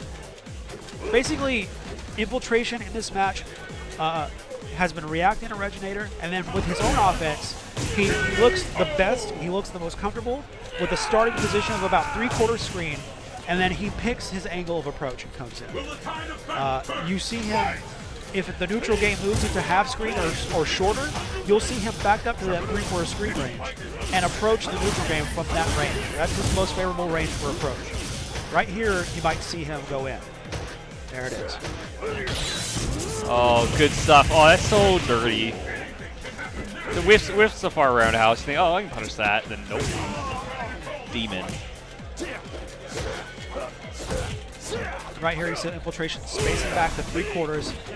He's basically putting the game back on his terms. Yep. So good stuff to Infiltration. Moving along the bracket. I'm just going to assume that that's winner's bracket. So Reginator will probably live to see another day. Looks like I think Jace the Ace is stepping up, but I'm actually going to step off, I suppose. And yeah, we're going to run promo, I think, while we're trying to flag down Gutex. Okay. So in any case, great commentating with you, Derry. As always, it's always a pleasure. All right, man. Lots of good jokes, funny stuff. I'm sure we pissed off the internet today. I hope we did. Yeah, that's always the goal when we're on the mic. Whatever. So, but yeah, thanks for having me. I will see you guys later. All right.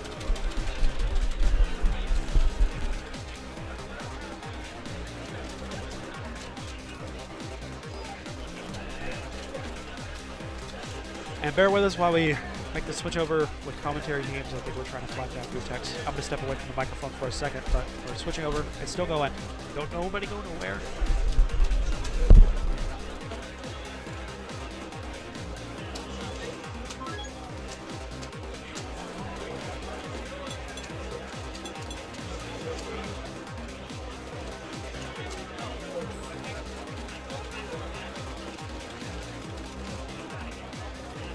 Let's get started.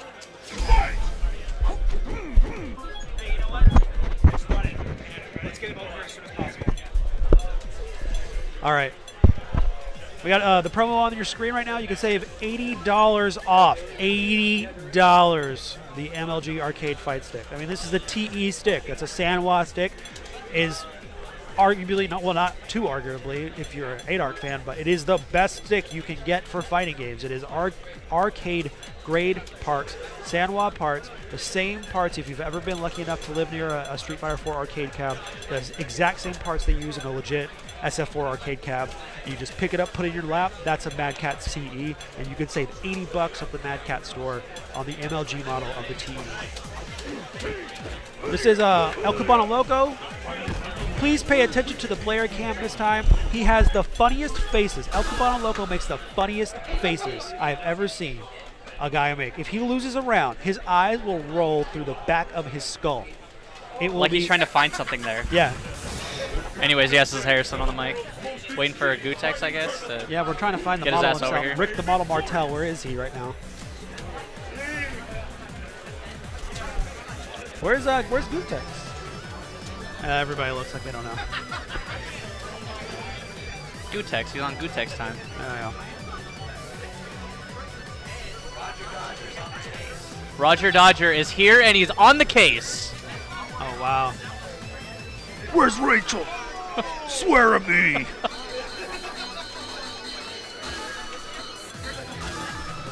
Marco's sporting that yellow Vega / Balrog t-shirt that he wears to every single tournament. Put him on blast. I respect that. My favorite thing as a commentator, first, inform. Second, mercilessly mock the people who are playing the match. Of course. Of course. So this is Ferris versus El Cubano Loco. Marcos plays Vega. I think that's the only character he knows how to play in any fighting game ever. Plays a little Bison, which oddly enough he loses to this character. He loses to Bison. He has a bad track record against Bison. Well, it's, I don't know, I would say it's even. Bison, as a Bison player, I have a hard time with good Vegas. I have a hard time with Cubano Loco, I'm not going to lie. Both have good pokes. I think the main goal for Bison players is just getting rid of that claw. Right, basically. You get the claw, you just stand on it. Exactly. This is mine now. You can't have it. And right now, Ferris, scissor kicks and standing roundhouse is going to be his best tool. A couple of good standing roundhouses, especially a counter hit standing roundhouse, is going to very quickly start stripping off Vega's weapons. And then from there, it turns into, like you said, that claw goes and the momentum shifts drastically in Bison's favor. Exactly. And you can get rid of it with chip damage, so. Nope. I was going to say he's probably going to jump back medium punch, but I guess he thought Marcos was not going to come at him. Nice jump. Oh, he elects to get the jab and back up. Full scissor kick combo off the short links. Ooh. Establishing that reversal very quickly. In the corner, is he going to go for another loop? Nope. All right, there goes the claw, but Marcos is in position to pick it back up. And he was still in block stun, so he couldn't pick it up. Oh, he's going to grab it. Oh! Stay on that. Oh, he messed up the FADC cancel off the crouching roundhouse. Marcos could have capitalized and punished, but he didn't. We got a jump and medium kick to try to get the cross up. Scissor kick pressure. Nice. All right, jumping fierce. Throw, gets teched. And gets it. Oh! Wow, that so was smart. back and forth. He knew there was only 8 seconds left on the clock. He knew Ferris had to do something. He was, I think he was a little bit intimidated. He had just taken the wrong end of two bad exchanges. but he had no life with 8 seconds left. He elected to teleport to full screen range. That's not, probably not the best one. He might have tried Ultra, but I don't know. Ferris is not anti-airing pretty much anything, which is disappointing to see. Well, it's hard in this fight because Bison, his roundhouse is good at really specific ranges. I feel. His options at this point, neutral jump roundhouse. Nice option select. And air-to-air hail attack. Both of those very effective against Vega, and Ferris not really utilizing them at all. Ooh, all right, we got the FAD Caesar. Oh, big damage. Claws off. Oh, Marcos, very advantageous situation. Got the throw, put him in the corner, got the claw back. Now it's all his match. Against Vega in the corner, it is so frustrating. You see, like those jump-ins at that range, I just feel like he can't answer. He's going to have to meet him in the air. Mask comes off. Vega takes more damage, but deals more damage, I believe. Oh. Had the meter to burn, was probably going to FADC, I'm sure, for more damage. Oh, gets that cross up. He's going to shit chip him out. Oh, that was smart. Damn. Burning all that meter. But EX double reversal does have invulnerability frames at the start. You saw EX wall claw go through Bison. They kind of just went whiff on EX's. The battle has begun. Fight!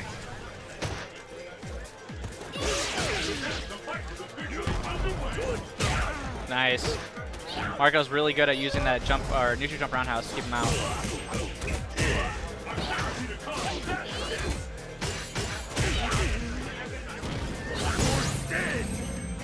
Too far away for that crouching slide punish.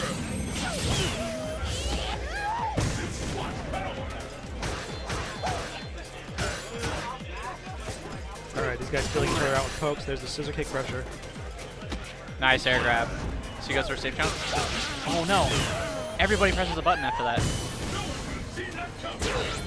Oh, I think he could have option selected, but I feel like he could have just saw that teleport, walk up and hit standing roundhouse, probably punish. Pick up the pace. Fight!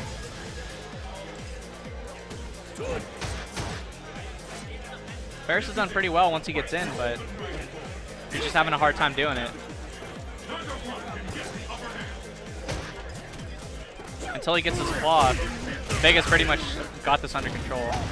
Well, Ferris is doing a lot more empty jumps, which is basically his way of attempting to shut down Cubano Loco jumping. So Cubano Loco's been... And he's been hitting him with one of those every single round. So he's been more all right, if you don't want me to jump in, I'm just going to crouching claw all day long. So.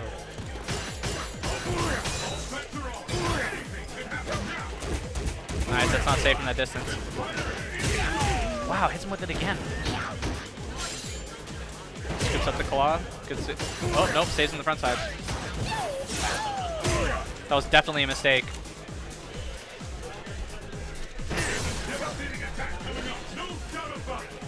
Marco's one poke away from taking the lead. Ooh, scoops him up.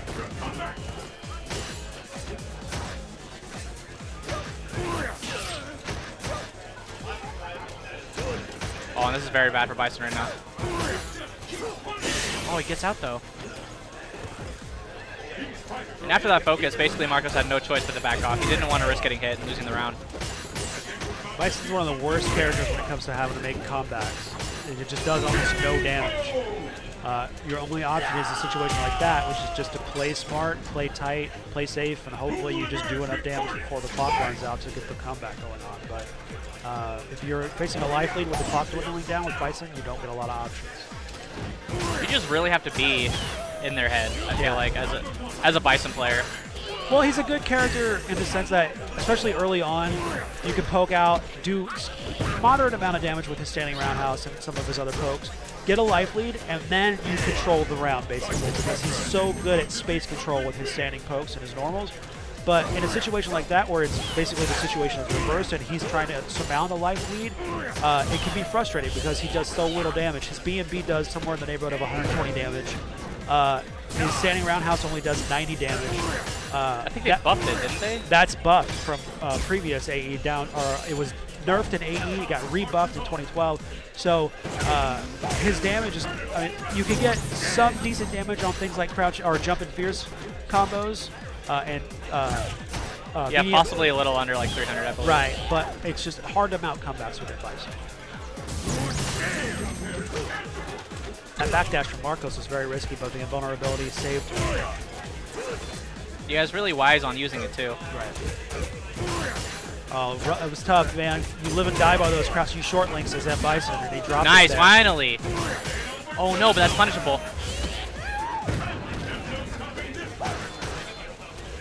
A lot of players, there's a mental aspect of it. When it comes to... Oh, he blocked it! Nice! When it comes to... Oh, wait, show Cabano's face. Show his face. Is he rolling his eyes yet? Oh, no, he's doing a little stretch. Oh, there it is. Oh, there it is. There it is. Champion, fight! The fight is officially underway. Which one of these two will emerge on Scissor kick pressure from Ferris is kind of lacking here. He gets scissors blocked, but then he doesn't follow up with anything, really. There's so many options on a block scissor. That's new on me. That's an option, I guess. EX cycle pressure, alpha block scissors. Now he's reading those backdashes. Get him! Maul him! Oh no! And he's got him in the corner. Nice block. Well, there's two options there. There's the crowd or standing fierce off the flip like that. The standing fierce or the throw. You have to read correctly. And standing fierce will basically punish if you go for throw. So it's basically a 50-50 off a knockdown with the mix-up from Vega. And just like that, Marcos was, just absolutely dominating this match. And I don't know, it's kind of like falling apart right now. Well, Ferris is being a lot more aggressive, which is playing in his favor. And Cabano is making some costly mistakes, which is playing in Ferris's favor. So I think Ferris reading those backdashes is really helping him out too. Much. It's time to retire the backdash for the rest of the round, or at least the rest of the match. All right, scissor kick pressure, a little bit more actual pressure there, which is nice to see. These two are feeling each other out. Slide roundhouse, not a good call. I think maybe he was trying to get in there just to cover space, but the recovery on it so hard to surmount. You're going to get punished most of the time. Well, he's got to round up. He's down half a life bar. He needs to make something happen, so he can take a risk like that, I feel like.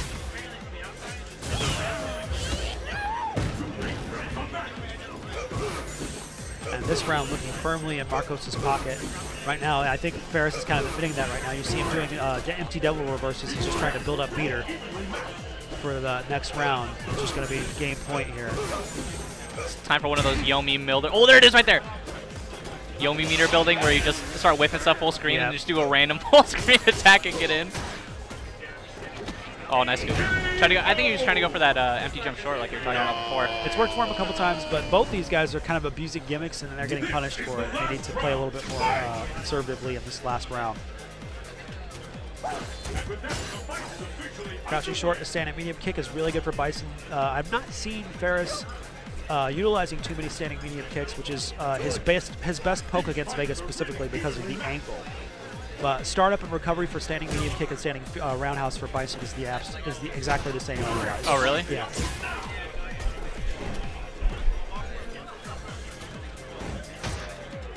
Right now, these guys are playing really conservatively. This is game point right here. Neither one of them wants to give each other anything. And both are fully stocked also. Ooh, he could have ADC'd out, made that safe. He didn't. But luckily, Cabano Loco did not capitalize. Oh, that was kind of sick. Yes, you can't FADC off the first hit or off the hit from Cycle Crushers. He tried to get a mix-up going off of it. Marcos didn't take the bait. EX Cycle Crusher into short, but Marcos was backdashing off the block. And even if Marcos gets into the corner, he still has all this meter to get out. Oh, that was ambiguous right there. It looked like he was going to go for a crouching medium, but instead did, a jumping medium, but instead he did a jumping roundhouse, which can still cross up, but a lot of the time hits front side. Nice jump back, medium punch. Marcos has been going for those walk-up throws, which is so dirty for a charge poke character like Vega. Oh, EX Barcelona as a reversal option. He went for a throw. Devil's reverse reversal. There's only 10 seconds left. Oh! Ow. And this should close it out, I feel like. Right now, Ferris' only option is to go for an ultra walkie setup. No, there's nothing going on. Oh! That's it. Marcos was just backdashing for his life right there.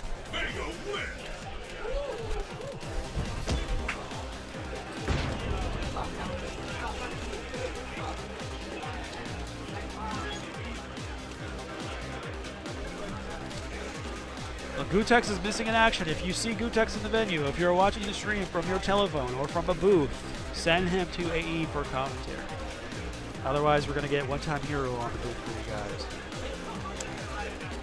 Next, we got the person who eliminated me from EVO 2012, Sal Pacino, versus Infiltration. This should be a good match. Let's see what Sal Pacino's got. His 8-on is wild. I'll say that. Wild is a very diplomatic word. You could say random. You could say scrubby. But you chose. I don't think it's scrubby because you know what's happening. You know, and but you know, and he knows. You chose wild. I respect that. Actually, we're gonna see some wild things. You know, and this is one of those matchups that's kind of evolving, I feel, in Street Fighter 4. At first, everybody thought, you know, Akuma kind of gets destroyed in this matchup. Those Jaguar kicks, or Jaguar 2s, whatever that flip kick is, basically destroys Akuma. And It's the battle of the century. somebody found out, I'm pretty sure it was Tokido, basically Akuma, all he needs to do is hit standing roundhouse and he wins this matchup. right. It nullifies everything 8-on does, I feel like. Well, correct me if I'm wrong, but in the past, Infiltration has shown some trouble, well, as much trouble as Infiltration shows with characters like 8-on. And honestly, my advice to any player who plays against a seasoned veteran like Infiltration or a top player like Infiltration is to be wild. Just go ham, dude. Yeah. I mean, what are you gonna do? You're gonna out fundamental these guys? No. Are you gonna? You can't read that stuff. Yeah. Are you gonna out footsie Infiltration? No. Are you gonna maybe get some crazy stuff going on and But bop? fortunately, he's got those button listening technology, like help him with that craziness. Who among the challengers will make it? But he's got a pad. Yeah, that's gonna He's got a counteract pad. that. He's got a pad. I'm just saying, if you are playing against a guy like Infiltration, there are a lot worse things than to go wild. To get rabid and just maul. Yeah. There are worse things to do.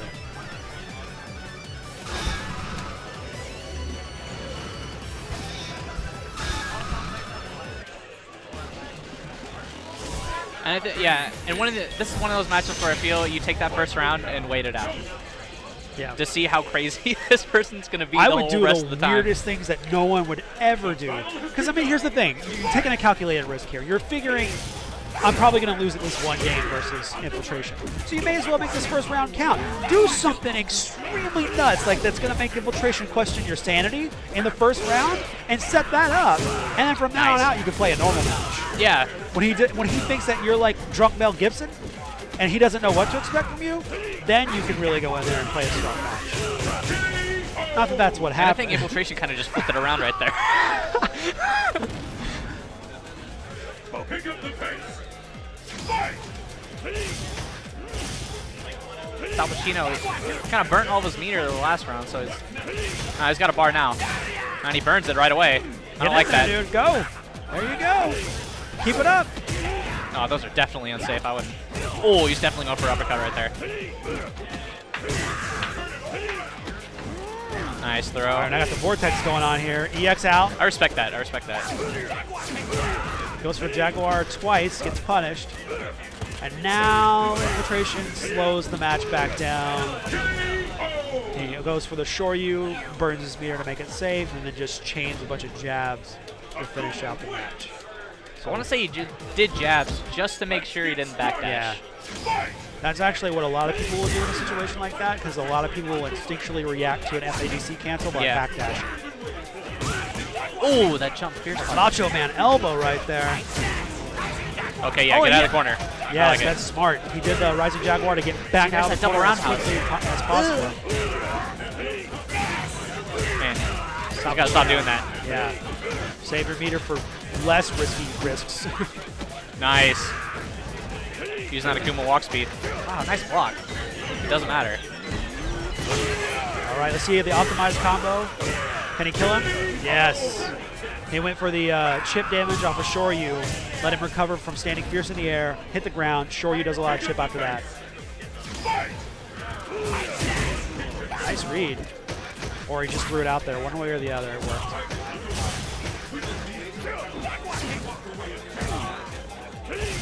I mean, Sal Pacino not able to take a round yet, but to his credit, he's fighting, dude.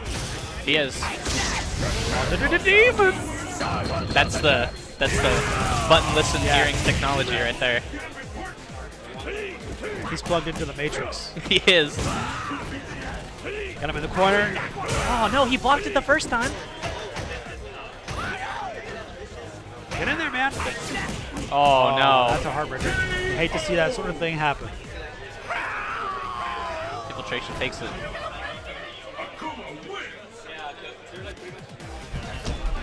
What?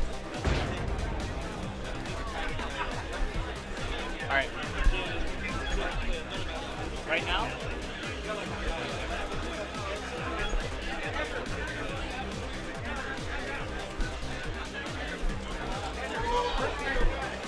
So we're lining up more matches here. We got these two handsome fellows. I don't know their name. I apologize to them and their families and their communities, but I don't know them. You don't know these two players? You don't know Jace the Ace? I don't know Jace the Ace by face. Oh, you don't? I don't know Jace the Ace's I'm assuming face. you've heard of him. It is a race to recognize Jace the Ace's face. Anyways, You walked right into he's it. a Viper player. I know Jace the Ace. And we also have I'm pretty sure the guy on their left plays Zangief. I'm pretty sure he's from Reno. I'm pretty sure he is Zangief. It's funny because he looks a lot like a Starbase guy. And he also plays Zangief, like Jose. Yes. He's standing right there. Where is he? He's right there. Oh, I see. He's right next to that player, yeah.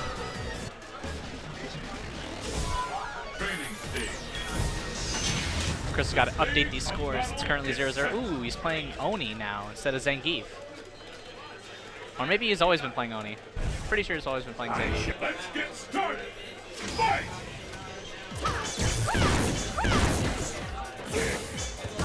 I've yet to see anything good come out of Oni as a character, unfortunately.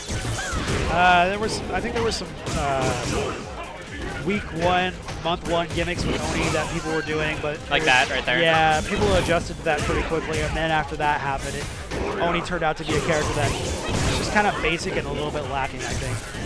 It's like once you learn this frame data, it's just the character kind of falls apart. He's not the best.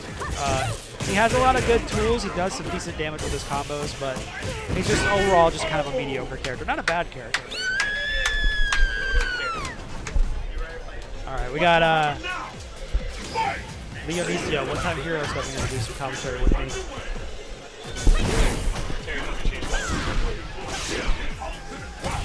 What's going on, man?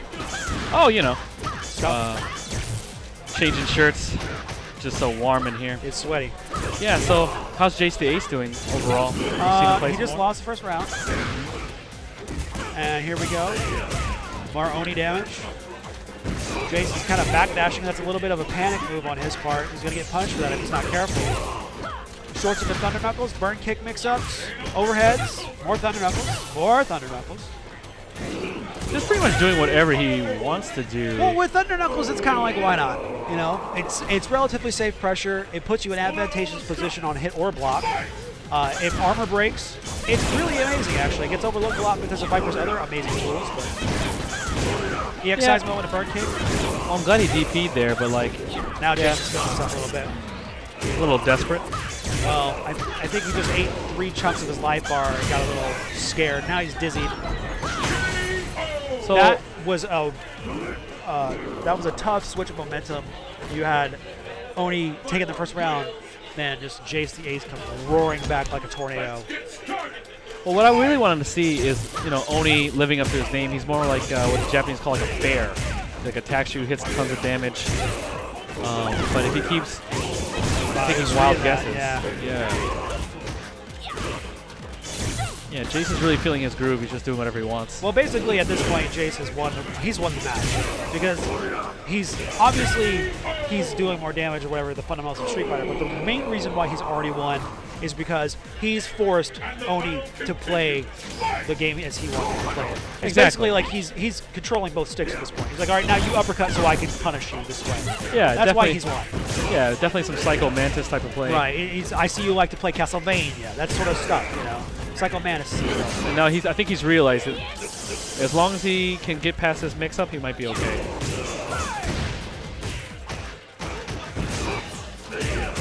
Oh, wow. Jace was backdashing. I said earlier he's going to get punished for that. All right, now we got the reversal bird kick to the corner. Ultra. Blah, blah, blah. Release inhibitors. Oh, wow. So quick, Viper can turn the script on you. So Jace moves on. I really feel like when you pick Oni, like you have to really know the spacing. He had some fuzzy stuff, like he'd do the dash in, he does the EX thing, and hit him left or right. That's cool. But he wasn't getting any real damage. Yeah, it's tough. It's definitely tough. So yeah, how was the infiltration match? You like it? Or was it more of a one-sided game? It was, well, I mean, for those of you guys who watched at home with us, it was a character study. It was a player study. Infiltration, his control of the screen and of the stage is just amazing. Not to interrupt, but shout out to Arcade Shock. They're our main Marvel sponsor, but they're sponsoring NCR all weekend long, and you can pick up exclusive products through them, including this exclusive Diamond Edition VLX, the Ice Blue VLX. They have it here on display. The VLX is the Cadillac of sticks. Yeah, and it's beautiful. Yeah. And you can pick that up exclusively at arcadeshop.com. We're lining up a match right now. Yeah, it looks like. I know we have a very long line of matches. A lot of top players on top of the side recordings we have. A lot of people here. A lot of big representing. Hey, I think Jace might see Jace again. Actually, this is the 5th NCR for Street Fighter 4, and it's not as big as it was, but there's still a lot of people here to play this game, and that's actually encouraging to see for the longevity of this community here in NorCal. We're almost 5 years out from the release of the game, and this ballroom is packed. There's over 200 people in the bracket. Last year, I think we got over 300, so a little bit of a fall off, but not much. Lots of familiar faces here. It's good. Yeah, it's great. I mean, I really like it. I get to see some players I haven't seen in a long time, like Fuller from the Sacramento area. People come down. Some people from the online community, like I think you just saw Sal Pacino play. Yes. Also, B-Side of 916 was here yesterday. He beat Laugh in winners, so that was pretty good for him. So we got SSK Samurai stepping up to play. Yeah. He's really good. He's been trying to final build. round? Yeah, top 8 final round. He also been working on Marvel a lot. Hey, he was beasting yesterday in Marvel. You guys tuned in to Pools with me and Magus yesterday. You saw us commentate a bunch of SSK Samurai's matches yesterday, and he played a really impressive Magneto play yesterday from SSK Samurai. A lot of people were surprised to see him doing so well on Marvel because he's been grinding Street Fighter 4. Yeah, a lot of people don't know this, but Fresno is a very strong Marvel scene now. Sure. And just to make sure he was trying to pull people back into AE or maintain them, he's like, oh, I'll learn your game too. Yeah. And yeah, he thinks about it very much like Street Fighter. He thinks about counters. He thinks about like, oh, what are they going to do in this situation or that. Well, that's why you've seen a lot of the players from our outlying communities here in NorCal. Players like X-Ray, players like Samurai, doing really well outside of the traditional strongholds of the South Bay or the Peninsula, is because in your more remote outposts of the community here, players are kind of forced to learn each other's games to have people to play with, That's and right. so it makes everyone stronger when you have that sense of community. Like, in order just to be able to participate with each other, we have to actively, community takes on a whole new sense when you're playing in a smaller group of guys like that. Yeah. And so you share a lot more information, you do a lot more together. Whereas, here in the South Bay, I could go to 3 different weeklies and play whoever I wanted on any given night of the week. I mean, that's just the nature of it. Well, for them, they have to travel down just to win. They have to win. All right, so we got one of the classic Street Fighter matchups: Ryu versus Zengi Scumlock versus Zengi being played by Scumlock. And Samurai is going to be controlling space here with Ryu with Fireball, crouching forward Fireball. Nice read! I think maybe Samurai got surprised by that because not a lot of Zangief players would probably play Ultra 2 against Ryu at least. And they usually use it more defensively when someone jumps in, not on wake up. And also when they're more catered to different matches than this. But he has it, he used it, and there's the Fireball Ultra. Yeah, and you're going to see XSK Samurai pretty much play this matchup by the book. He's very, very fundamental in his approach to Street Fighter. Yeah, well, that's with Zangief, you get goofy and you lose. So He's not taking any chances. He's standing in that third zone, that three-quarter screen zone, throwing the fireballs. 100% safe to throw fireballs from that range. Oh, he went for the same thing twice. Not going to work. Yeah, he was hoping it was a DP FADC because some players like to kind of run away and reset the situation. In that case, he rather just do the throw because he couldn't kill him anyways because he doesn't have extra one. All right. This is dangerous spacing here for Samurai. He's got to back up a little bit more, or yeah, well, I was going to say he's got to back up a little bit more or get a little bit closer. That half screen range is very bad spacing on Ryu's part because his options become very limited. He can get punished by green hand when he throws fireballs. He can have his limbs grabbed by SPDs when he throws them out there. And we saw that just right there. You see the EX green hand going right through the fireball. I don't know what just happened there. I feel like maybe he picked the wrong. Just a missed input, mashing out buttons, trying to get a command grab to come out when he was on the ground. Nice whiff punish by SSK Samurai. Very good again. He just knows that space. Great car grab. Well, I'm talking about Samurai playing in a dangerous zone, which is that half-screen area for Ryu. Zangief has so many options to punish him there. It worked out advantageously.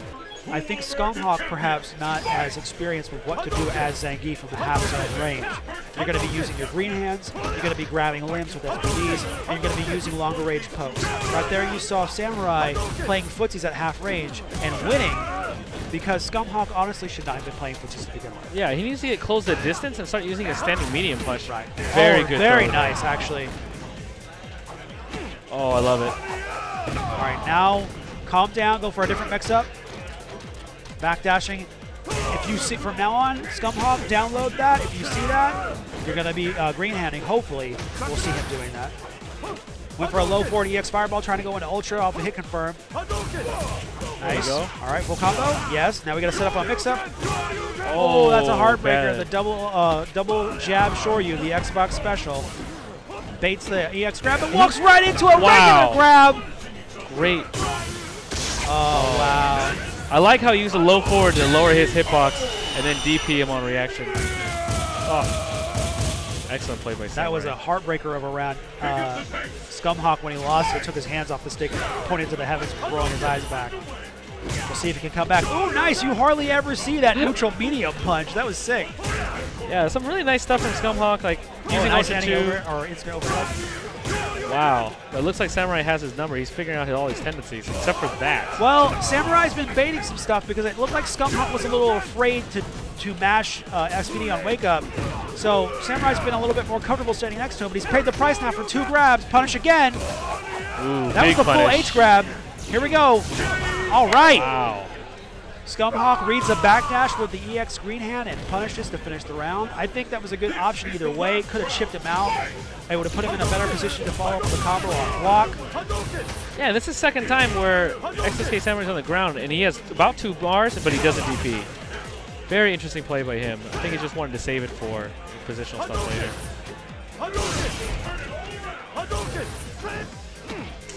Oh, wow. Recovery on that standing roundhouse was like 37 frames. It was forever. All right. Wow, again, he is really good at grabbing normals from distance. All right, Scumhawk right here in that good range. Did that hit? Wow. Hitbox, baby! He got him.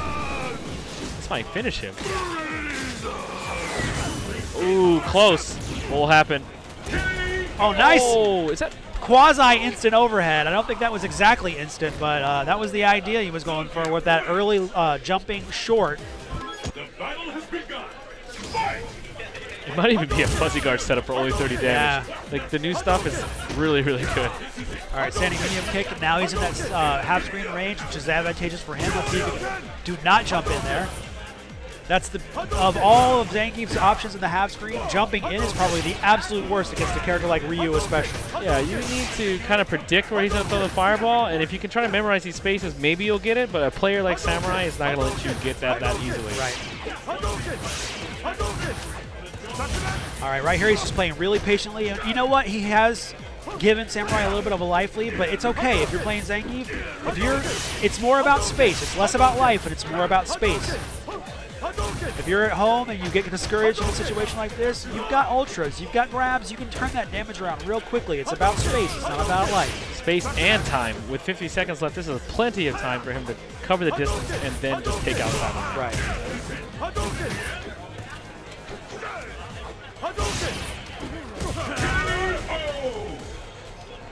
But unfortunately, that's what happens sometimes.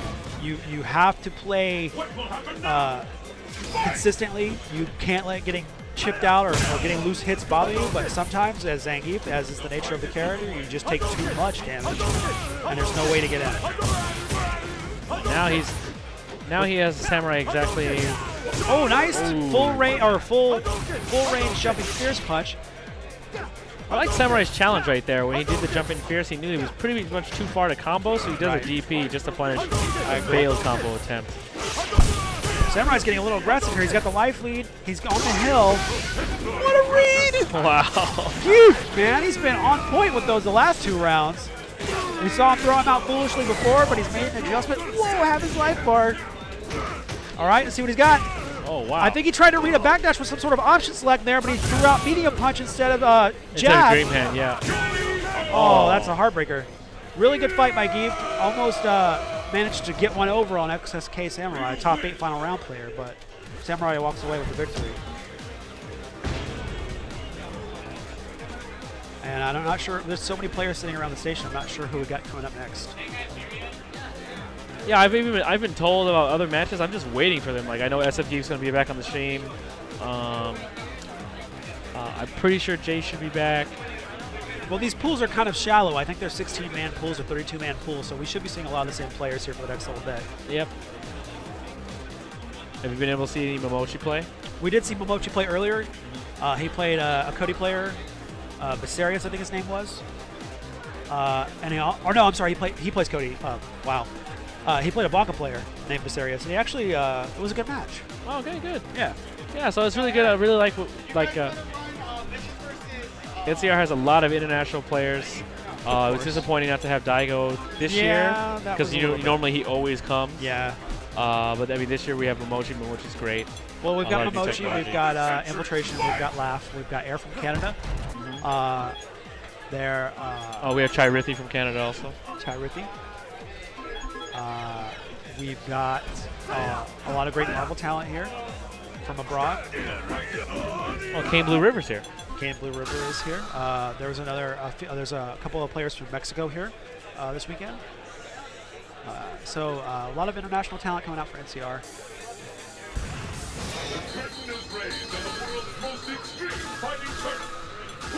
Oh. So I don't know if this guy's main is T-Hawk, but I'm well aware that T-Hawk is a borderline counter pick. I mean, if you remember back early 2012, a lot of players, including PR Balrog, were picking T-Hawk to try to beat Zangief because standing roundhouse is just ridiculous against Zangief players. So we'll see what he's got. We got Snake Eyes versus Scumhawk. The battle has begun. Fight!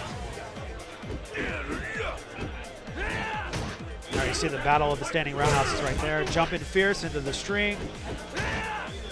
Now Snake Eyes probably has some experience with this matchup, especially because he plays with Hung B in SoCal. You'd have to think that he knows what he's doing.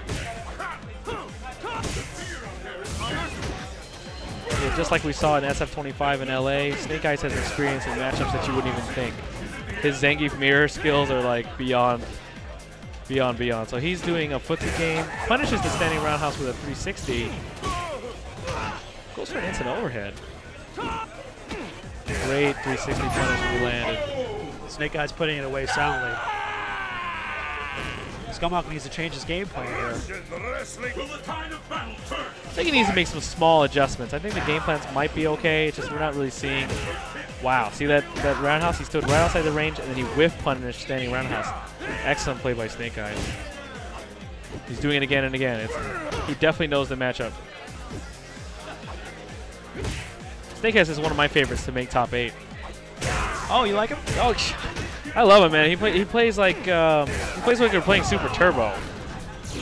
Well, he is an old Super Turbo player.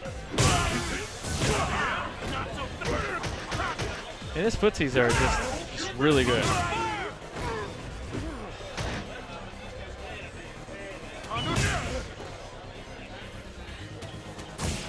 Wow, he uses the jump jab to stop the condor dive in the air. Wow. Twice now. Well, that air-to-air jab from Zangief is so good, especially against large hitbox characters. So that's a good option against, for example, T-Hawk.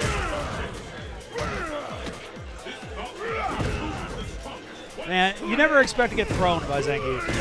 That's so wrong, dude. Like a regular throw? His throw should do more damage. It's like, it actually does a lot of damage. You ate it. It's one of the most damaging throws because it's just like he's never going to use it really. Right, right. It's just humiliating when you see it happen. Again, nice use of standing medium punch. He's using it in that range where T-Hawk feels comfortable with pressing roundhouse. So, right. Just absolutely showing that in terms of the footsie game, he is all over it. Nice reversal by Scumhawk, resetting the situation and taking the life lead.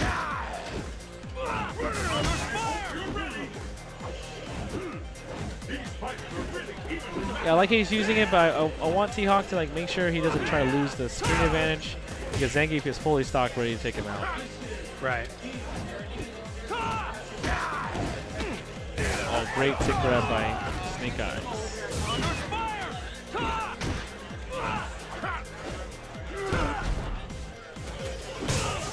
Wow, that low hitting Fierce he did, neutral Fierce, he did it.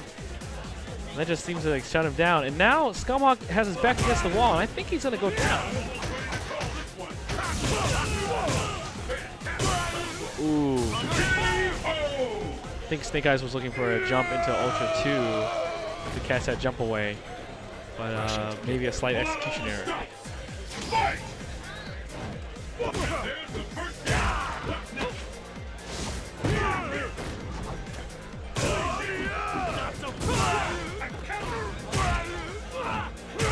These guys are playing a little bit brawling right now. They're trading roundhouses to the face. Yeah. Mule kicking each other. Nice standing medium punch to try to beat out the range on standing roundhouse. Yep, and see that's that old school play. He took the life lead. He's not really trying to get in. He's just like, okay, go ahead and whip another normal. I'm going to slap it back. Yeah. Standing medium, standing fierces. So he's doing that, and he's walking into the corner ever so slowly. I really like this play. Tries to go for max damage for the kill with the FADC. Oh no. That small mistake now brings the game down to 1-1. Oh, Scumhawk feeling himself. He's feeling himself. Don't get too happy. He's smug-mugging right now. Look at him. I'm on stream. I'm doing real good. Yeah. I just beat Snake Eyes. That's right, I did. I think Snake Eyes just popped X Factor though. He's looking mad right now. I never lose a game in tournament. Wow, look at this. Yeah, he's gonna start doing some disrespectful. Oh, I try to punish the EX Bird with crushing roundhouse. Too bad that thing is like 14 frames startup or something. Travels like an eighth of the screen. So short. Ooh. Nice, what a read! No, you cannot. That's what he said. Yeah, the really good Zangief players just know when you're trying to run away. They just know when you're trying to jump away. That's what separates really good Zangief players from normal Zangief players. Is having that awareness of not only when they can land a mix-up on you, but what you're going to try to do to get away from mix-ups, which is a mix-up unto itself. Right, exactly. And then when they combine it with like amazing footsies like we were saying right here with all the whiff punishing, it's just, that's what gives you guys like Snake Eyes and Zangief. All right, mix up off the EX Green Hands. They don't knock down anymore since 2012. Here it comes. Wow, again with the air-to-air neutrals. Yeah, he's been defeating him all in the air, except for one Condor move. And right here, this is looking kind of hard for Scumhawk. I mean, he's got Ultra. There's always a chance. Oh, Snake Eyes drops the combo. OMG, it's Snake Eyes. Nice. Very nice. Got the slaps down EX Condor with standing fierce punch. Yeah, that really came down to just Scumhawk whiffing a lot of moves. Not only just special moves, but normal moves on the ground. He needs to be a little bit more confident, probably walk in to a place where he's not going to get whiffed. He needs to connect with these moves. Well, I would have loved to have seen him doing more focus attack dash forward and things like that to bait out those things and get in and punish. Because, I mean, off of Zangief's standing medium and standing fierce, his recovery on those moves is so high, you can focus attack or focus attack dash forward and then command grab, and you'll be able to do that a lot of the time. So I would have loved to have seen Scumhawk doing more of that. I didn't really see him doing a lot of EX Condor, which is a good way to approach.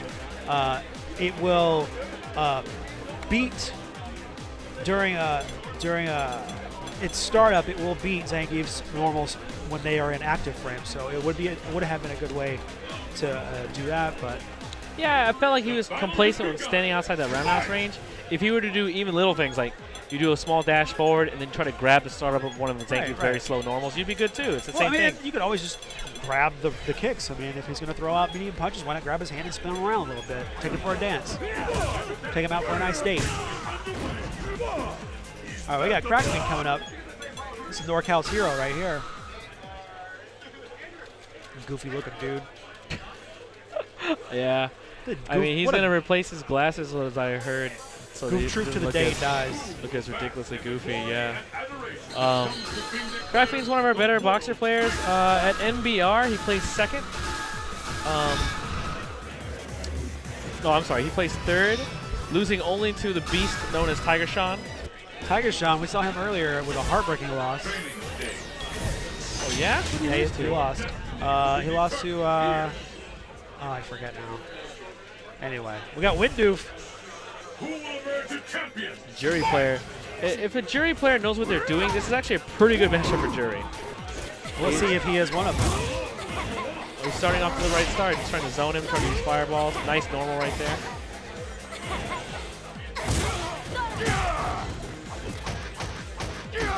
All right, we're just going for our simple frame trap there. Crouching jabs into stand or crouching roundhouse. Oh, nice combo by Windoof.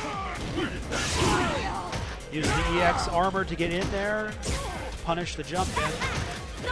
Crackman's playing really patiently right now. He's only gotten 2 combos, but he's keeping it up. Yeah, no need. He's almost playing methodical Zangief style right now. He's taking the damage to get in there and have the opportunity to deal the damage. Yeah, even his pressure's pretty safe. Like he's just doing jab, jab, stutter jab. He's just eating. He's eating too many fireballs. He's eating too many loose pokes. If he can make the adjustment in the second round, he should be able to turn around and take this one. And the battle continues. Fight! Nice. Used EX as a good option there. Would have beat fireballs. Caught him backdashing. Small drop on the combo there, but I mean, he still has a position. He still has a life lead. Windoof's Oki game is kind of weak. He's getting knockdowns, but he's not really setting anything up on his knockdowns. Boxer doesn't have the most options for safe reversals on wake up, so on a knockdown you can kind of mess with him a little bit. It would be nice to see Windoof. Yeah, safe jump all day. Jury has normal sort of dip under headbutts and everything. Exactly. Oh, nice. He just read those right there. Dash punches all day. Saw the focus attack, let it rip with a crouching medium punch into dash punch, hit confirm. And now he's just dash punching his way to victory right now. I'm loving this pressure from Crackman. Yeah, that's the adjustment. As you saw in the first round, he's mostly just jab pressure.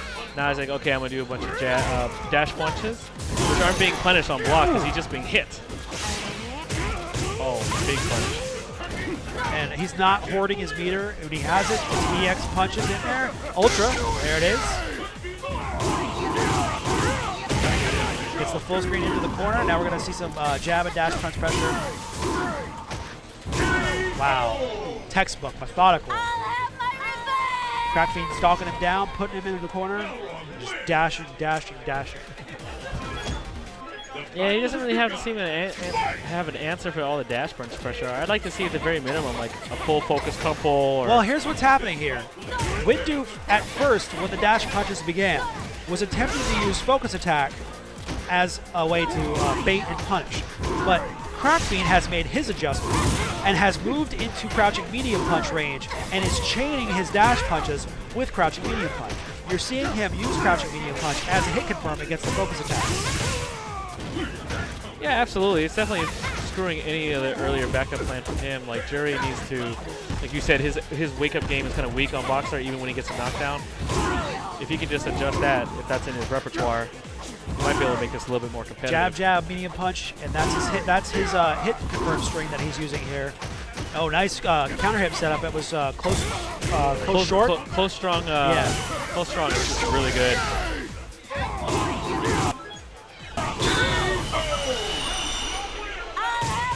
Yeah, it's very hit confirmable. I really like it. I think he was sensing he was mashing, so Crackfiend's having a good time laughing with his.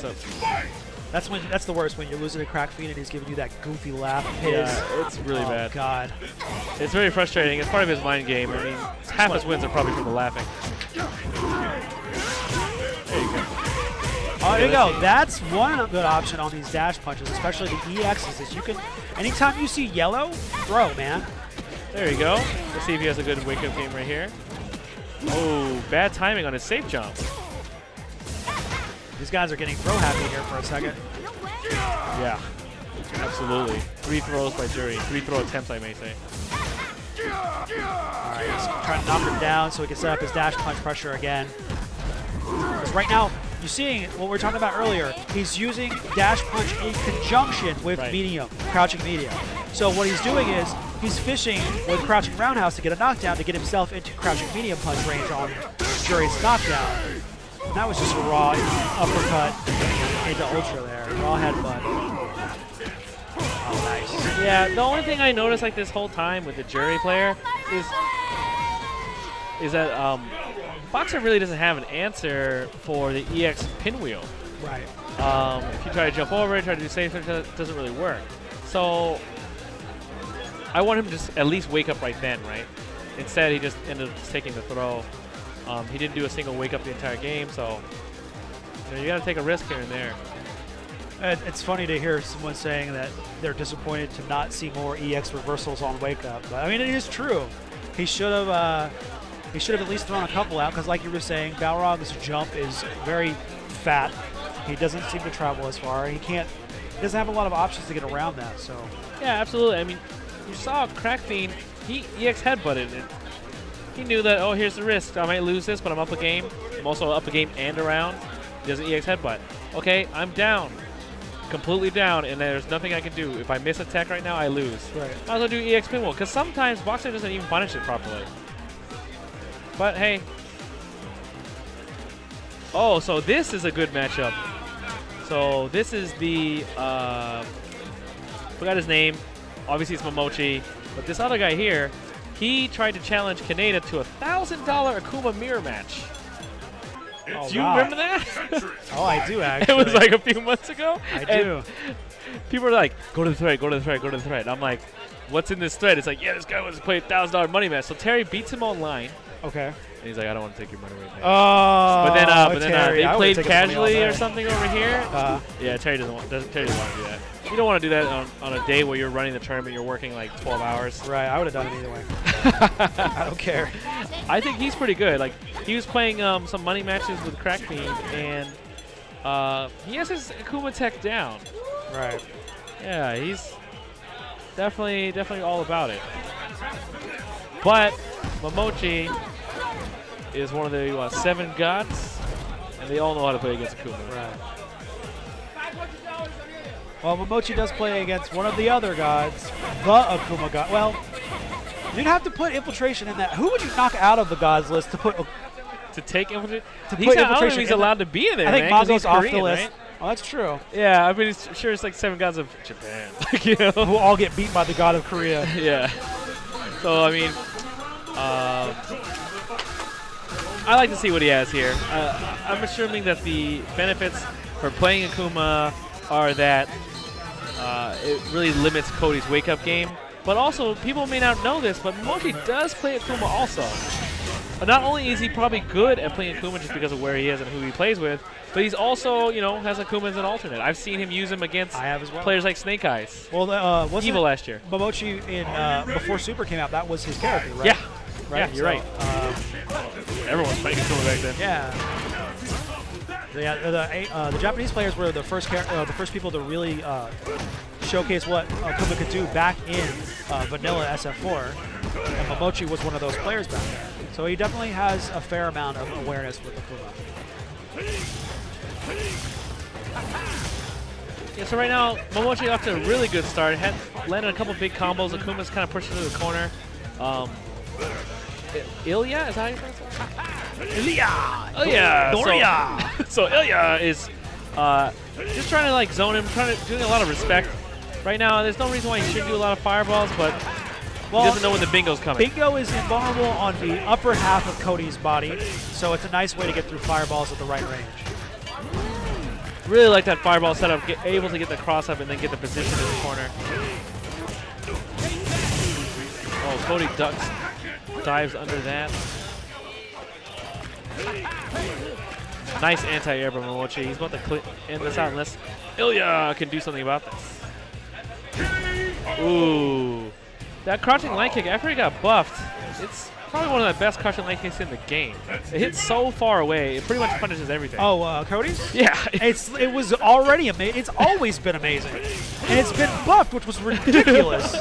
But Cody has always had one of the best crouching shorts in the game. You can hit confirm like 4 crouching jabs and then just go into crouching short for a combo with him. It's ridiculous.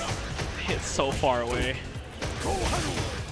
So yeah, nice. Ilya is up to a great lead right now. He's leading about 50%. Well, now here's where we're gonna see if his money, his $1,000 is where his mouth is. Akuma is more than capable of locking down Momochi with air fireballs and correct pokes from the right range. But Ilya seems like he wants to get in there and go into his Vortex. Vortex is awesome, completely unnecessary right now. Absolutely, I agree with you. Like, sometimes the things that annoy Cody the most is Cody not being able to get near you. So if he's going to walk to him, he's doing half of Cody's work. Nice. All those Vortex attempts, Cody has done has been dashing underneath them, right, lowering his hitbox, and just basically he whiffs them every time. It all comes down to this.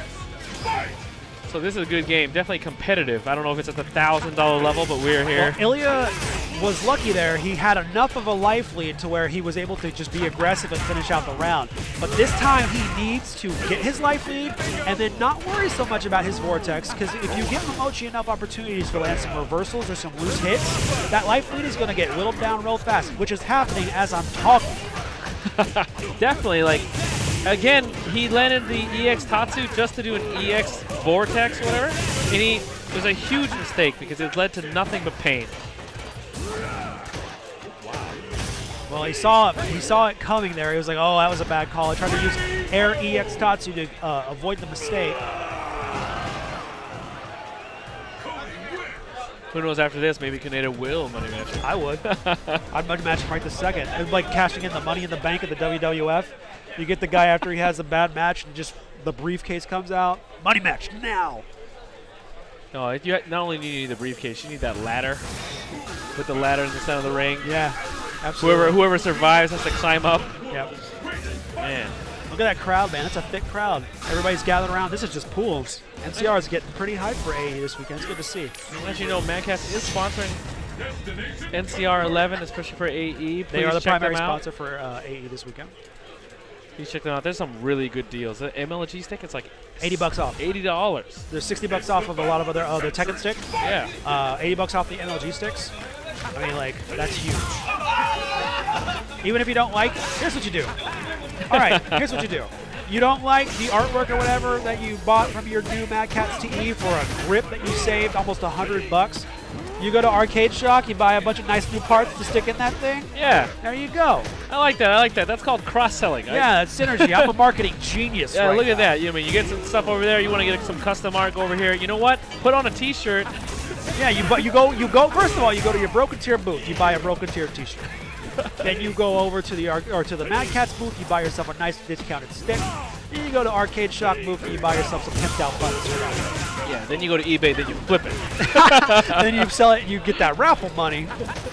And then you're walking out with like 3 Triton headsets, all for the low price of MLG and some customs and a shirt. Yeah, you're still wearing the shirt because you want to look good. That's right. Keep the Broken Tier shirt. Yeah. But raffle off the stick. I really like this. Ilya is doing a really good job, but I feel like Momochi is waiting for him to kill himself. A bad fireball here or there, dust in the face. We saw it in the third round last time. Ilya gets these life leads, which, by the way, commendable before I even start. Commendable that he's not making the same mistake that we were about to talk about. But he's getting these life leads. And then in the last match, he was trying to go in on a Vortex when he had a half-bar life lead. It's like, dude, just stand back and do exactly what he's doing right now, which is use crouching forward, crouching jab, and air fireballs to basically tell Cody, no, you cannot. You know? Right. Make him fight for every inch. Don't walk at him. Right. And I think we're seeing that right here. He's keeping a pretty good space around it. And Ilya has figured it out. Maybe he overheard us yelling at him. Yeah. This is the range. Three-quarter screen to full screen. And then once Cody gets in a range, you're using low forward fireball and crouching jab to keep him locked down, allow you to back out into three-quarter to full screen range and start throwing those air fireballs again. Nice. Very nice read. Anti-air standing fierce punch. Risky backdash.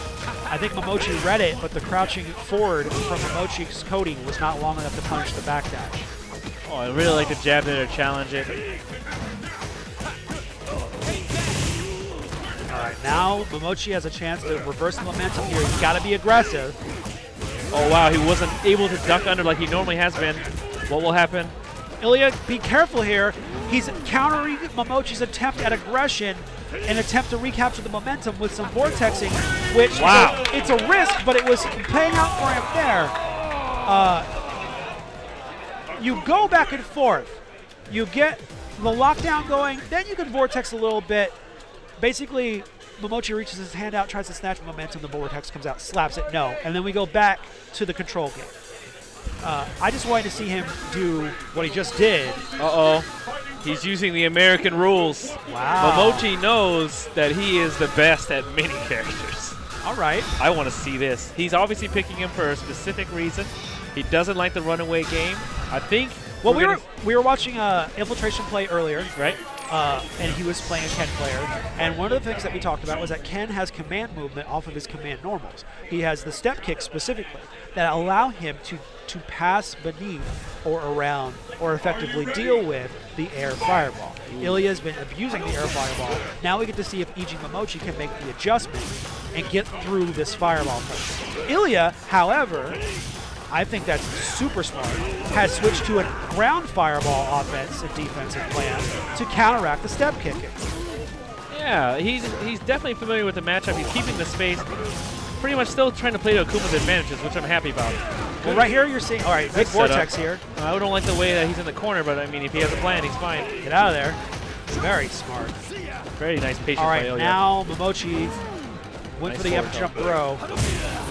I like the forward teleport because he knew that maybe the back one would kill him. We're getting punished, yeah. Nice car grab by Momochi. Oh, execution error there. I think he was expecting Ilya to dash forward. All right, Momochi 1 round away from putting this away off the counter pick. And the battle continues. Fight! Which, even if Ilya loses, hey man, you made Momochi counter pick, dude. That's crazy. Yeah, it's pretty solid.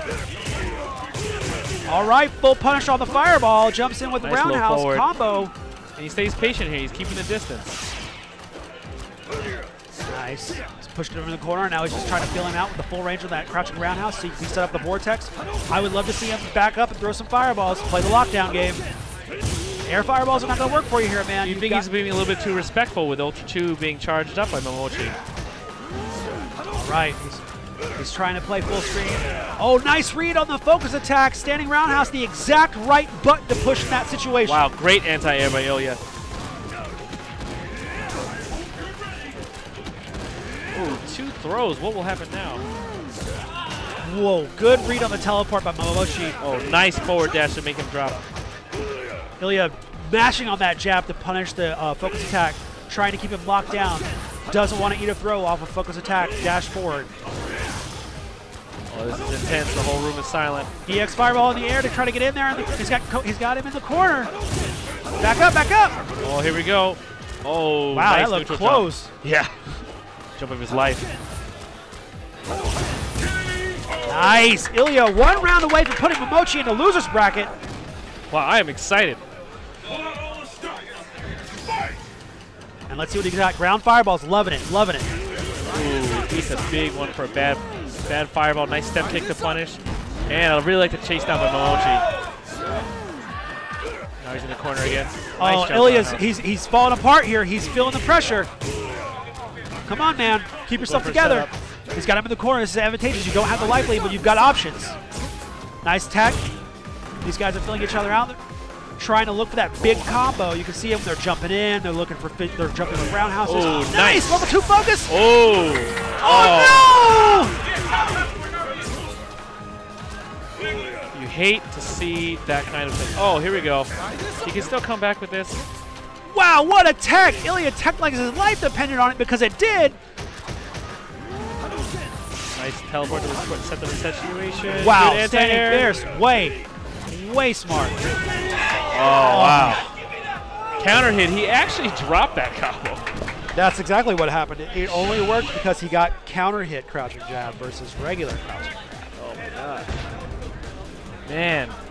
Wow, Ilya was this close to putting Mochi in the loser's bracket. You see money changing hands back there. That's just cheeseburger money, by the way. Nobody watching at home. I mean, you know, honestly, that's because they don't take card back there.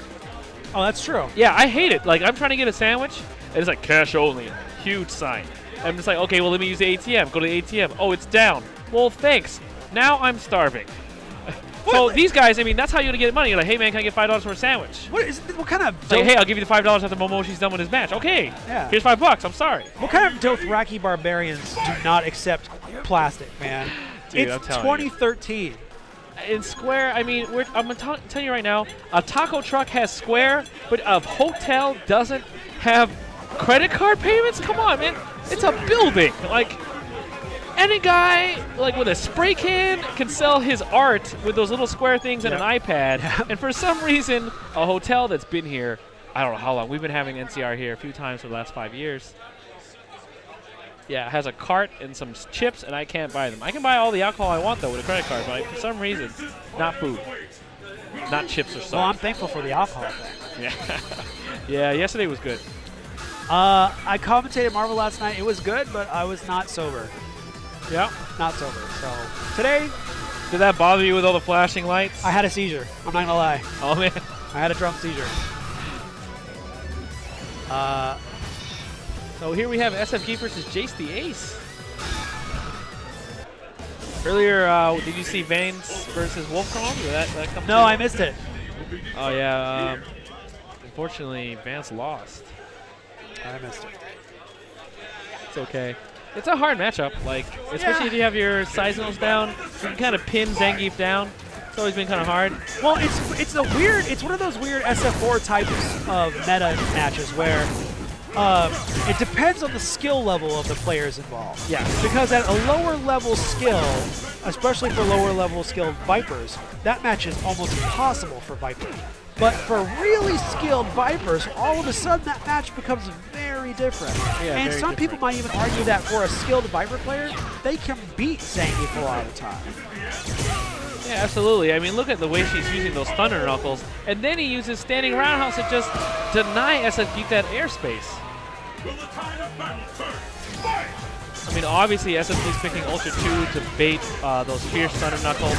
But unfortunately, Viper does have other options. Great Lariat to bait that out. Okay, let's see what Oki game he has after 360. Nice jab. They win the neutral game. Nice block. Ooh. Jace confirms into Ultra. Let's see if he's able to block this. Yep, again, that standing roundhouse. He's baiting the jumps with a fake fake Seismo hammers, and he just was standing roundhouse to swat down the Russian skies. That was a really quick game, actually. Right after a really long set against with Momochi, that round, and those 2 rounds were fast. And I feel like that's how this game is going to be with Zangief versus Viper. Well, right now, what SFG really needs to be doing, he's making a mistake he didn't pay for it then. He's trying to jump over Seismos. Let's see him hopefully focus dashing through Seismo. Ooh, I would like that. Like, maybe that's what. Can you hear? Well, the thing is, we were talking about this earlier when Vance and Sherry were playing. You focus a dash through Seismos, but only from a certain range, because if you're focus dashing inside of the range of Thunder Knuckle, you're going to eat a Thunder Knuckle because it's armor break. That's right. So, but the thing is, he's at 3/4 screen trying to jump over Seismos. You could easily focus dash through those. And 3 times we have seen JCA's feint Thunder Knuckle or feint Seismo into standing roundhouse when SSF4 tries to jump in. Yeah, he needs to really make that adjustment, not jump in. And if he's going to jump just for spacing, that's spacing right there where you're safe. Now he needs to just walk him down. More green hands. Yeah, that's Seismo pressure. Just stopping. I mean, yeah, this is happening over and over.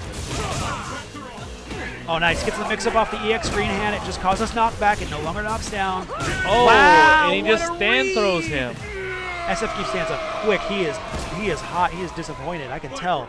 He was coming off of a 2-3 win streak in his bracket. I think that would have secured his way out. Yeah, possibly would have put him close to winners finals, but now he has to work his way through losers bracket.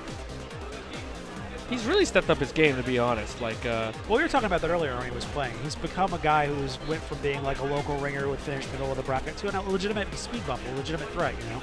Yeah. He's even gone down. I mean, he's originally from SoCal, so when he goes down there to visit family, he ends up playing with, the Wednesday Night Fight crew, and he tells me, yeah, I've been winning those down there. They don't know about me, things like that. I play differently than Snake Eyes. Yeah. So I mean, that's really good. He also. He won that Aber Media tournament, if you remember. I do remember. Yeah, because Snake Eyes was using like a stick.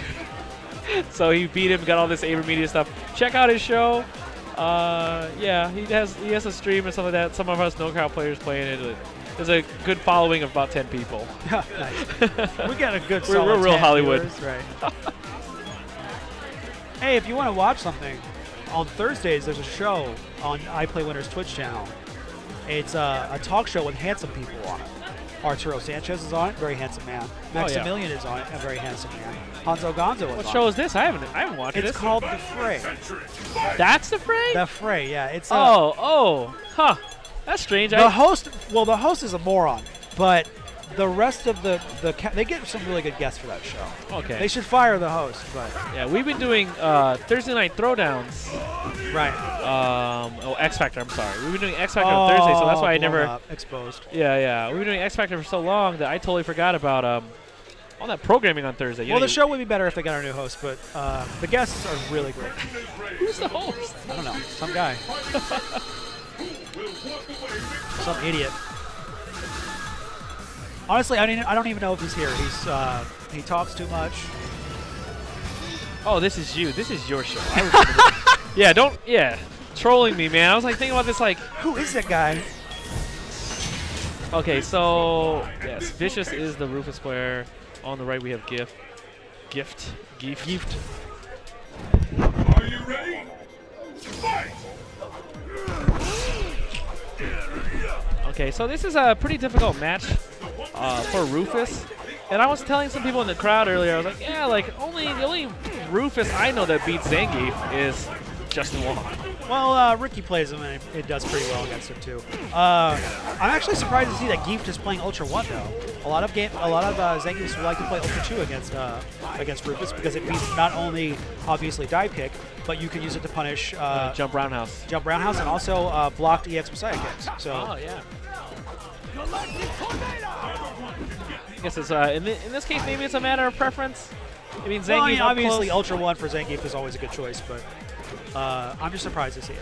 Yeah, you can never go wrong with something that's going to take about 50% of their life. 700 damage or whatever it does. Oh! Who bought the shoot shop? Bill Cosby in the building. You know, I really love seeing technology from 2009 still being used. That's what's good about this game, man. You played it in 2009, chances are you still might be all right at it.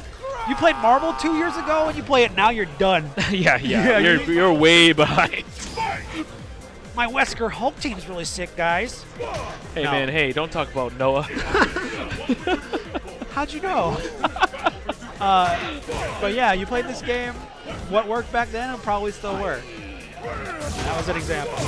Wow. Again, that's part of that just showing us some technology. fun stuff right now. I like it. I like the jump right there. He got almost no damage from that Messiah kick. That was very good awareness of how much meter you have.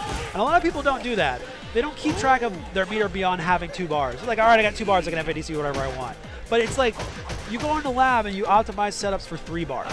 I'll get an EX into an FADC. That sort of thing is nice to see from the players. Yeah, I mean, this game is really maturing. You're having a lot of setups are coming from combos. Like, it's like, oh, that didn't know that was safe. Well, yeah. I mean, like, that's traditional fighting games. Oh, yeah. That's Oki in a nutshell. But you just didn't see a lot of that in Street Fighter 4 to this point. But I think with Street Fighter 4, you had a lot of players who this was their first major fighting game. And the concepts of optimized positioning, sometimes the best combo is not necessarily the combo that does the most damage. That's right. You know? And now you see a lot of players who this was their first game, and every time they did a combo, they wanted to do the most damage, which is not bad. But now you're seeing them mature and realize, hey, I may do 50 less damage or 100 less damage with this combo if I do this move at the end instead of that move. But guess what? It sets up this down the road or that down the road. Yeah. And really that's good Oki game or positioning that puts someone at a bad position so you get another combo. Exactly. That's way smarter. That's why a lot with the Kuma players, for example, you know, you might see a Kuma do a combo where they end with a crouching roundhouse versus like the full fierce punch of the Shoryuken. And you're like, why do we do so much more damage? But it's because we're going for the next combo here. Yeah, and the really good players. Wow, that was smart and tricky. Vicious just like, all right, I hit it, and then I throw you. Wow. Did you see Vicious? Vicious just landed that target combo. Then he looked to his opponent. That was a. You don't get that with kind of moment. Yeah, you don't get that with the split screen stuff. Oh. Wow.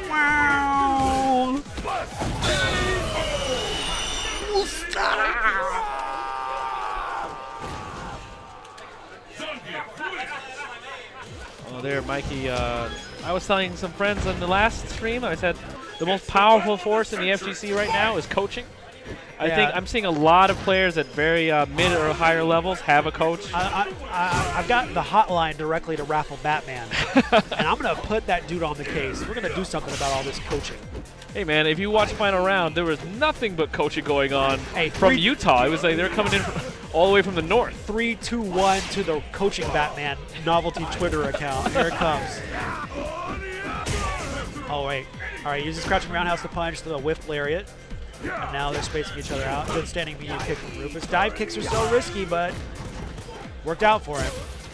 Yeah, the Rufus player really likes doing some whiffs into throwing Zangief out of a lot of his normals. They've been throwing him out of command grabs, been throwing him out of EX green hands. You just got to be really sure with dive kicks so that if you're going to get blocked, it has to be the exact right angle so that you can follow up with standing light kicks and punish the grab attempts. Because if you're not at the most advantageous frames possible on block or the right angle, you're going to eat a grab.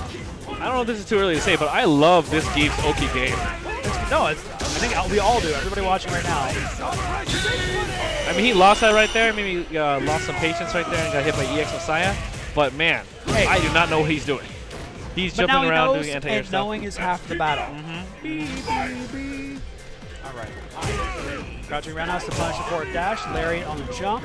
And these guys are in close range now, and it's going to be Hanzo Gonzo all over the place. Nice green hand. Even though it didn't run much damage, it was a good challenge. I like to see him use more of a standing light kick to punish some of the other whiff attempts by Rufus. I would love to see Rufus using more standing fierce punch. That's one of his best options in this match against Zangief. Standing or crouching? Standing fierce punch. Oh, yeah. Because of Zangief's hitbox, depending on how close he is, you can hit with standing fierce punch from max or medium to max range. And obviously, it's an amazing anti-air for a character like Zangief. See what the Oki is here. Oh, he just walks back, tries to bait the Messiah.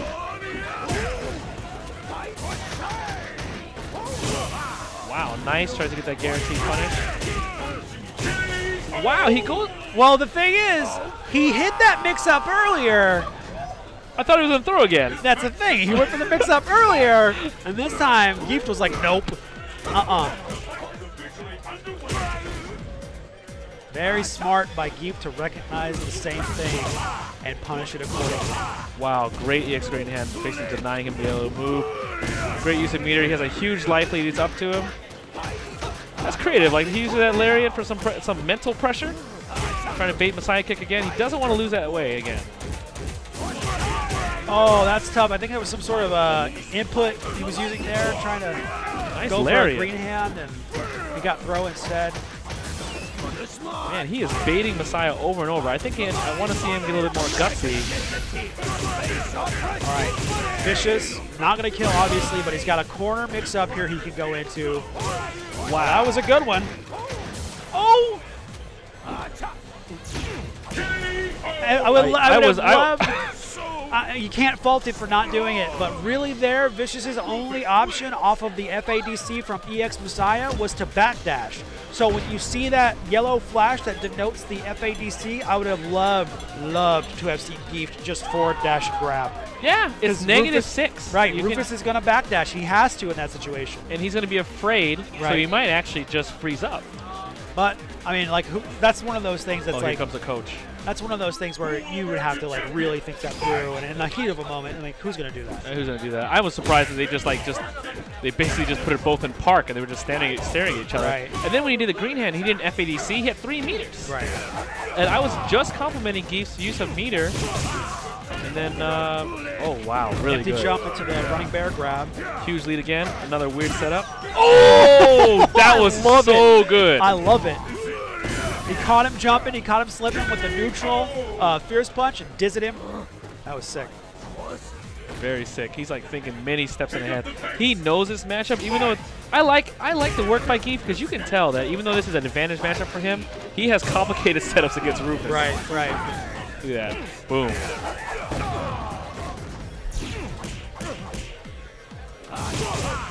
Nice going to the mix-up off the EX hand.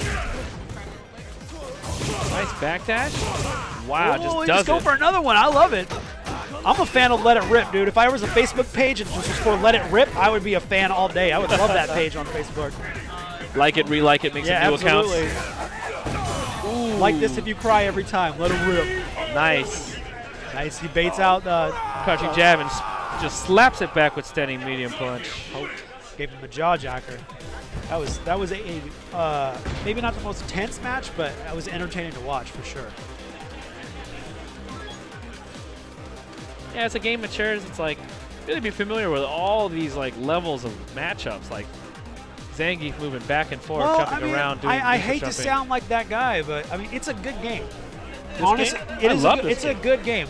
It's not my favorite game to play, but at the end of the day, you could do a lot worse than watching a bunch of AE on a stream, you know? Oh yeah. I mean, like, it's relatively fair. Recently, some crap has started to come around with like unblockables and fuzzy stuff and stuff. So it's not as honest as it used to be, I think. And there's always the garbage with like EX reversals on wake up and stuff. So there's still an element of scrubbiness to it. But at the end of the day, AE, not a bad game. Okay, so what I like to say about AE is the reason why it's not a bad game is because you're really seeing a consistent showing from top players. Of course. Infiltration is like, for example, like a really good example of just a top player who's able to win consistently, even though there are random things, fuzzy guard, etc., bad matchups. Akuma does a really good job of like trying to handle that. And also, you can see the difference in players. Of course. What I really like though, as the game matures, everyone's spacing and footsies has actually improved. Even you know, as a member of the scrub mid tier. Speaking of tiers, wow, that was godlike. You can show some love to my good friend Paul Kugler at BrokenTier.com and order some of the new arrivals to the Broken Tier store, the Adapt Fitted Hat and the 99 Seconds 2 out of 3 rounds tee.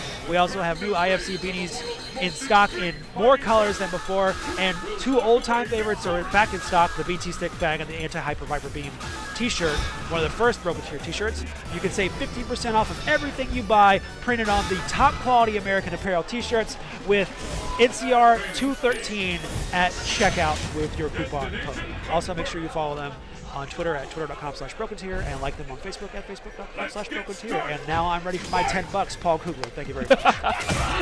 Yeah, that was excellently done. Now here's something I never see: an 8-on mirror match. Both these guys are really good 8-on. Sal Patino, you only kind of see him at Evo. He did really well last year. Jesus, a player from Reno, doesn't come out too often, but when he does come out, he sometimes just bodies all of NorCal with the exception of PR Raw. Well, these guys are just bare knuckle slobber knocking each other right now. Yeah. We got 2 pad playing 8-ons. Just London rip. They're doing a lot of stuff, making 0 noise. Yeah. Jesus, both these players, I think they're the types that just go at each other. I love it. Look at that. They're both doing wall dive I combos love at it, each man. other. No one wants to slow down. They're literally just attacking each other. Don't. This is the most entertaining match I've seen all day. Don't do anything safe. Absolutely not. Yeah, I'm tired of footsies. Absolutely. This is Marvel Fighter right Let's see now, what he's baby. going to do. Is he going to DP? Of course he is. Why would you not? Let's make a drinking game out of it. If he does something safe, you take a shot. I guess we're going to be sober for a minute. Everybody will be hella sober at the end of this. It's the last round. Fight! All right, these guys, I'm not even going to try to bother with commentating this, what they're doing right now. You can't analyze this. It's just 2 men laying their hearts out there. Yeah, I mean, Who wants it more? wow. Oh, wow. Yeah. Look at him. Wow. I like to say Sal Pacino's the more, of the 2, the more safe player, which is by a hair. How can you tell? I can't tell. Oh, because he used a low forward. Okay, there you go. There you go. Standing roundhouse as well, so. Tries to dash under and gets thrown by Jesus, who is smiling. And his whole Reno crew is watching him in the background. This is just a hectic match. Who will fight Infiltration? Who is going to face the champion? Well, Sal Pacino already lost. Oh, he already lost. So is this losers? Yeah, he already lost Infiltration. Oh, wow. Okay. Well, then this is both losers. Both these These 8-ons. guys are going at it. God, like, normally you can only see this stuff on Xbox Live replays. You think they're slowing it down? I saw us crouching strong. Yeah, I think they're getting a little they're getting winded right now. Oh, I think Sal Pacino's figuring it out. Maybe if he just holds back long enough, he might survive this storm. Nope. Here we go. Nope.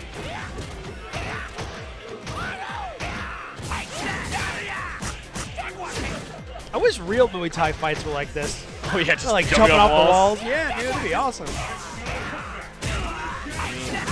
I wish one of these guys' name was Tony Jaa. I like, for those of you guys that have been watching for the last couple hours, I consider myself pretty well experienced with being able to figure out what's going to go on in a match and what people are doing. I have no idea what's happening right now. Yeah. I could not tell you what's about to happen. I don't even know what the game plan is. I have to hit the other guy. Like, I have no idea. What was that ultra? What was that? wow, that is some high-level bait. Like, if you look at that before, they're just doing wall dives at each other, right? Who cares whoever hits each other? For the first time, someone does a short wall dive. Yeah, and The they try to very get the first ultra, right. Yeah, and so to me, it looks like Sal Pacino has figured this out. I'm going to slow it down a little bit, do some mind games. The first game is all about swag. That was a combo, all right. Now they're getting serious, they're doing combos. Oh, okay, now Jesus is trying to do footsies. But now he's back in the corner. They know all their own stuff. Look at, They're just pressing Fierce Punch and Roundhouse and Specials. That's what, you know what this match is? It's that when you learned how to do moves at 7-Eleven and Street Fighter 2, you could do jump Roundhouse, crouch Roundhouse, and Fireball. yeah, look at me. This is what you're doing. That's what's happening right here. Wow, okay. You know, it's like, I feel like they're both players who, if you were, you know, in both cars, they're just running at each other. Oh yeah, this is a game of chicken right now. Nice. Wow. And they've never lost a game of chicken. Can I just say for the record, by the way, I would lose to both these guys. Oh, yeah, I would have no idea what to do, and they would body me. Yeah, I'm glad it's them and not me on the stream right now, because I would lose so hard. They play a lot like LPN, where they just keep coming at you like, oh, you don't have the defense to handle this? Your problem, not mine. lose, and I would lose embarrassingly to this. Is it over? Yeah. It was Yeah. so hard from the Yeah, get-go. that is ridiculous. Oh, of course, 8-on wins. Oh, Yeah.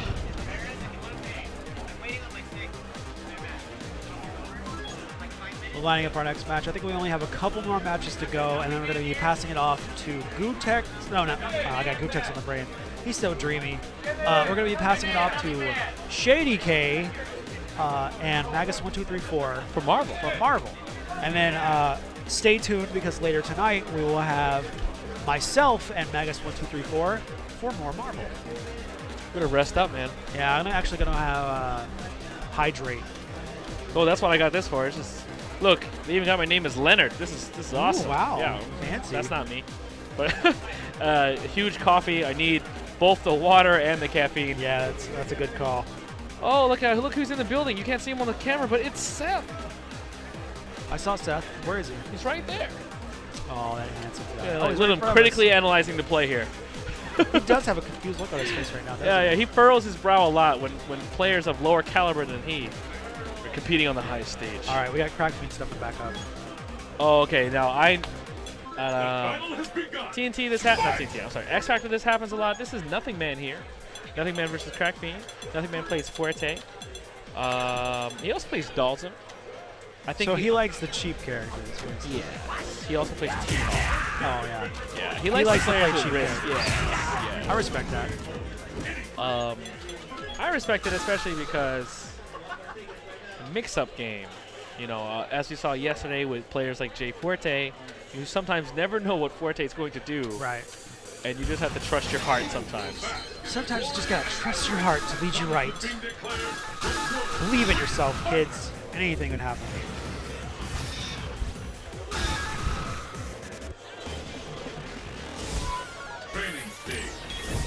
By the way, if you are in the Sunnyvale area, I will pay you 895 Bison dollars that you can bet in the stream chat for Dive Kick on Team Spooky right now to get me a Chipotle burrito, a chicken burrito with no veggies and extra chicken. So Crackbean decides to pick. By the way, I'll think about that. Crackbean decides to play Cammy. He's been working on it as a kind of a counter pick for certain situations. I guess he does not like the Forte matchup. I know for a fact that even players like PR Balrog hate Forte. Because, you know, if you have bad wake-up options, it's an issue. Now, here's the thing. Nothing Man knows that if you do the tortilla grab with Forte, it kind of blows up Cammy's ability to do reversals. Right. So we'll see if that you see this here, or maybe Crackbean has a plan for that. But I sure didn't. Well, as a boxer player, do you feel like Fuerte versus Boxer is advantageous for Fuerte? I've probably been knocked down. It's pretty bad. Okay. Like, so do you feel like Cammy versus Fuerte is a little bit easier for Crackbean to play as Cammy versus Balrog? I would say stick with your guns, because when I played Cammy too, like I had this hiatus where I would try and play top tier.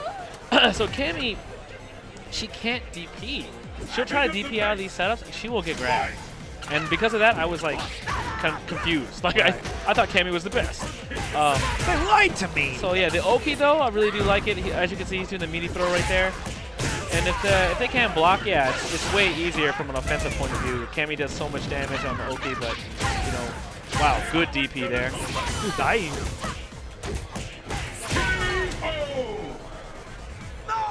So yeah, we'll see how this turns out. But a long time ago, at least when Fuerte wasn't in Super, Fuerte was going to beat Boxer for free because of that whole 4-frame Ultra. Yeah.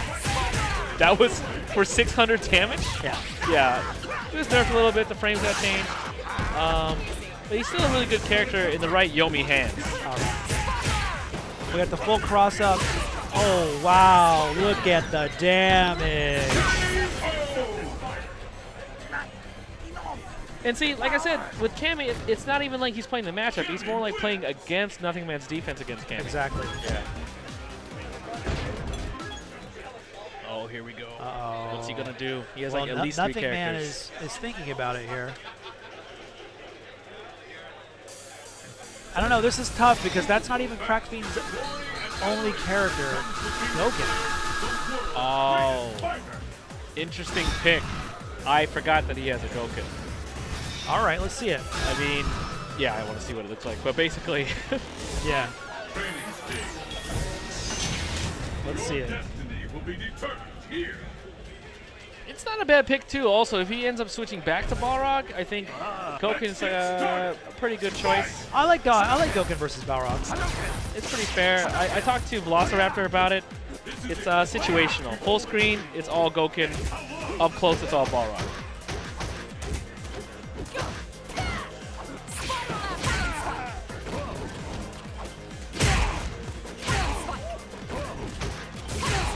Oh. Wow, bad punish by Goken right there.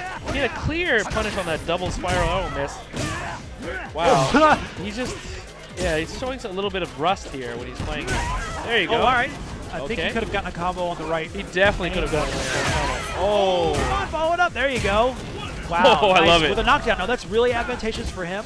Hard knockdown off that.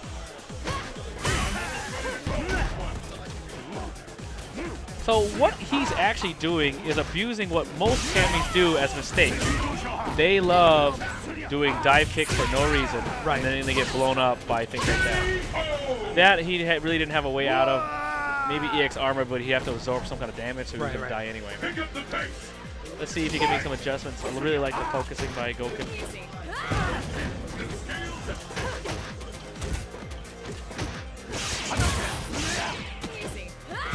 Definitely lacking some of the Goken fundamentals that a player like Almakashi and Velociraptor would have. Well, he's not utilizing Goken's counters very much, or not effectively. Ooh, it's always a pity to see that. He's basically at this point playing Goken reactively, to crack me. He needs to be playing Goken proactively to crack me, because that's where the matchup is going to swing in his favor. He needs to have a game plan and then stick to it until Crackbeam makes him adjust. So basically what's happening over the course of this match, as everybody at home is seeing, is that you have Nothing Man reacting to what Crackbeam is doing, and Crackbeam is basically dictating the outcome of this round. Yeah, and we're going to see a Dizzy here. Oh, oh wow, that's costly. That's huge. Yeah, I like to see him take more.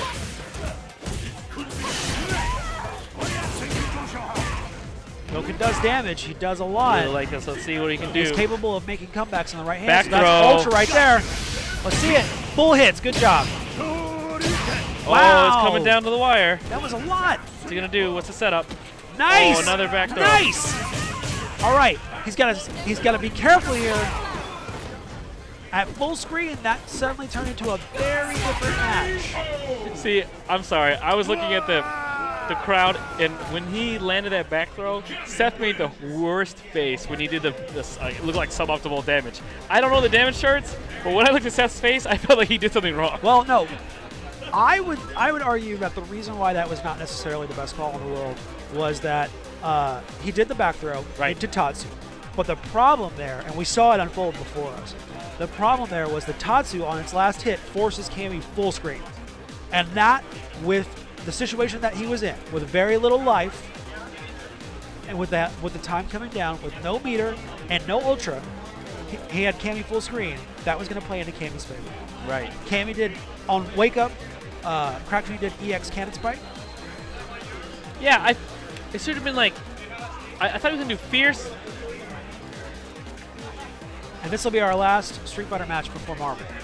So this will be our last Street Fighter match before Marvel. All right. So then, basically, I felt like maybe he should have done a Fierce EX, EX Goshu Ha, whatever that move is. Yes. And I think that would have been more damage. Then he would have had better OK also. Well, sometimes you find yourself into a position where you habitually do certain things. Right.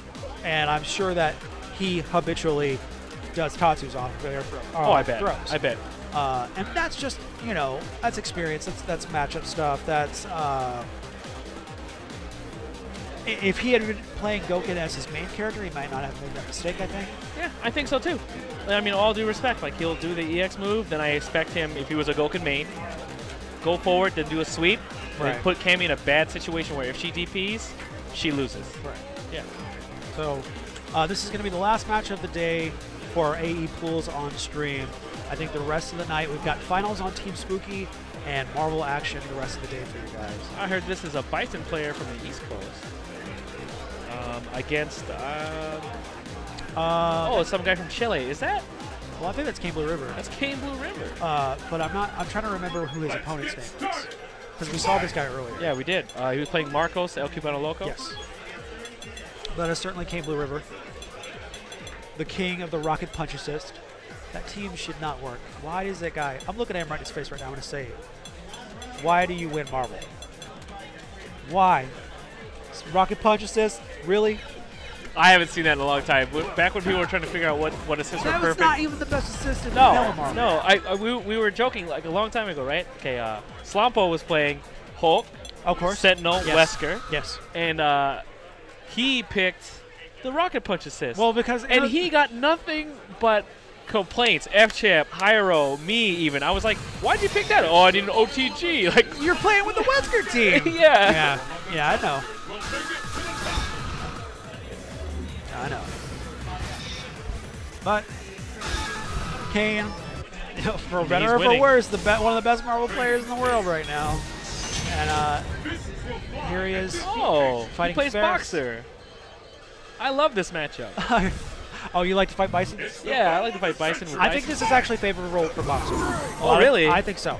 As a Bison player, I think that this matchup is favorable for Boxer. Oh, yeah. Because Boxer's, Boxer's fundamental traits, the things that he does the best, crouching jab, his dash punch pressure, all of those things shut down the things that Bison does the best. I like to say I agree with you, but wow, that's a really good headbutt. Really good. Also, Boxer has a lot of setups after forward throw.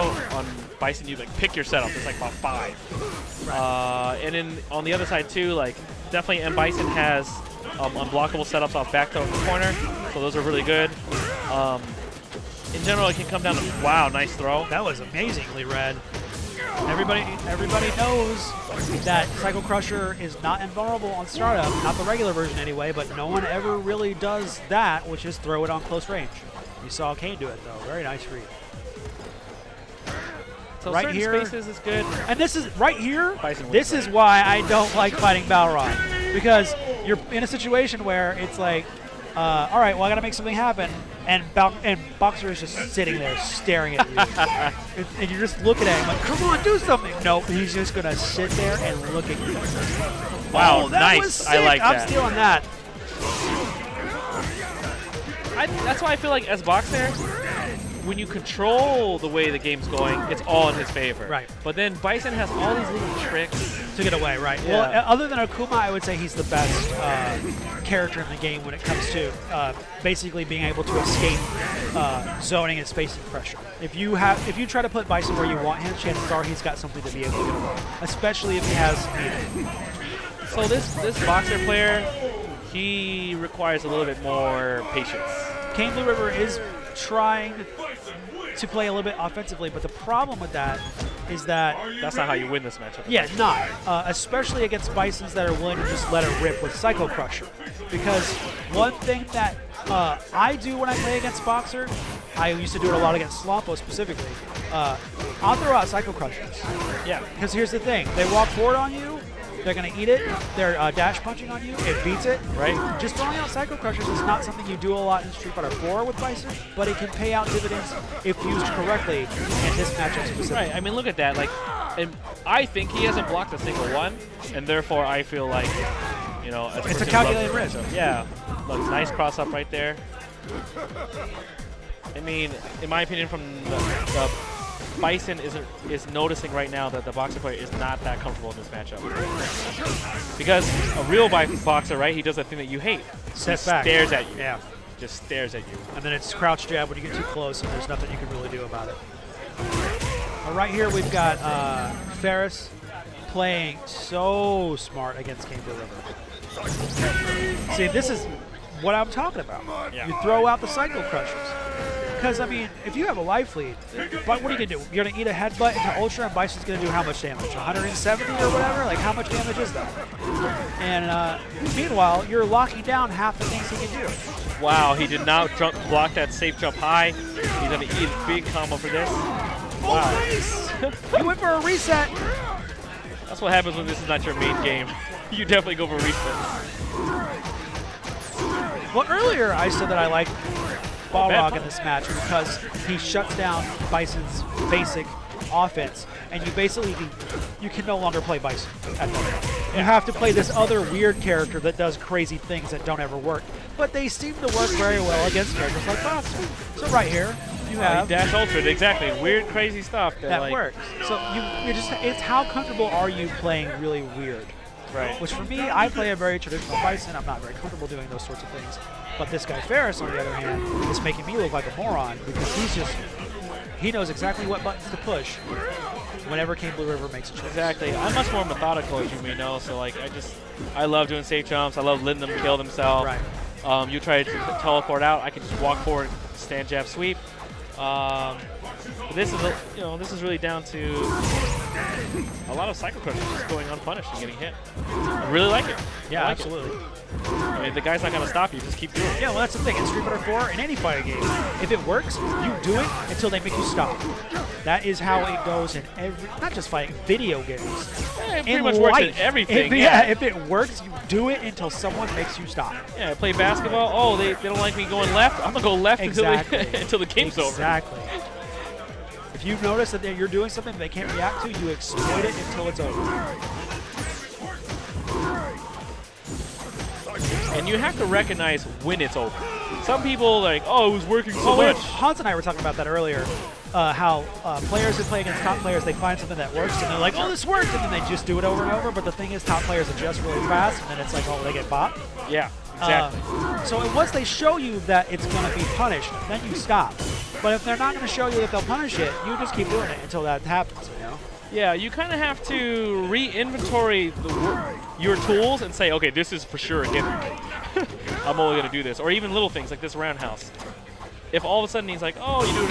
Oh, wow. That was a smart move. I mean, I don't necessarily believe that was reaction. King Blue River was going to go for that super either way. He would have chipped him out, so. And now we were talking about making adjustments after you realize that someone has picked up on your game plan. Here is where that's great. That option select is sick. Here's where Ferris needs to make his adjustments. Because just throwing out Psycho Crushers is not doing it for him anymore. Wow. That's a good setup.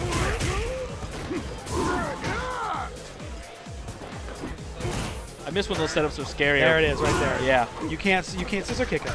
You can't do anything to him when he's holding down back. It's even. Nice escape by the boxing player, King Blue River. Let's see. Oh, nice jump up Fierce, and he just stares at him. Great move. Well, now Kane is playing a lot more conservatively, and it's taking away a lot of the random that was working for Ferris before, and now Kane is able to be a little bit more methodical, force Ferris to calm down, which is a game that Boxer wins. You're seeing him stuff the scissor kick pressure with his crouch jabs.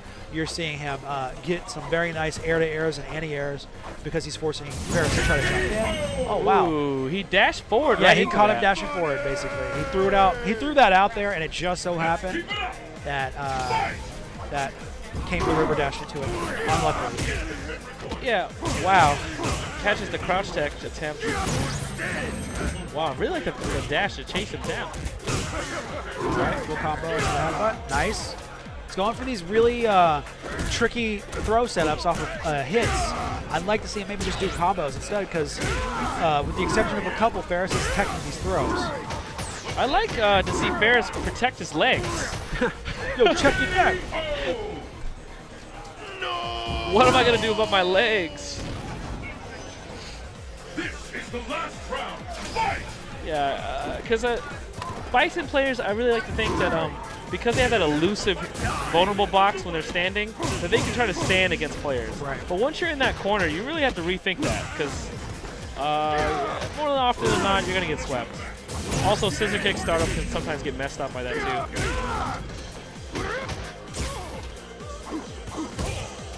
Ferris went from convincingly just winning the game to now playing from behind. Well, it's all the changes we've talked about with what Cable River has been doing. Look at the Cycle Crushers, man. Like it went from random, which was working, to random, which is totally not working at all. Yeah. And you have to be smart enough to make the adjustment and say, all right, well now Cable River is just going to hold down back. Yeah. He knows who has a life lead. He has life lead, meter lead, everything. Basically everything we talked about is what's happening. Yeah, everything we talked about. I like to see Cable River took a risk there. He jumped in reaction to what he thought was going to be a throw attempt. It worked out for him. Wow, a bad punish by Cable River, but he clutches it out. I don't know if it was clutch. That match looked a little difficult for Kane, but in reality, what just happened was Ferris got some good stuff in at the beginning. Right. And Kane just made his adjustments and came back and put it away. It just did work and put it away. I actually am really impressed with Kane's performance in that match. Yeah, he adjusted. You could definitely see the difference right there. Just him going from, okay, I'm doing all this Goo Troop stuff, and now he's doing all these weird clutchy things. Okay, I get it. He's a gimmicky player. Right. I'm like, hold down back stare and win the game. Well, thanks for tuning into AE, guys. We got Marvel vs. Capcom coming up next for you here on the iPlay Wonder stream. It's going to be commentated by Shady K and Magus1234. I hope that you enjoyed sitting in with me and Haunts and me and Harrison for a bit, me and Leonicio right now. You can hit us up on Twitter. Yeah, this is Leo at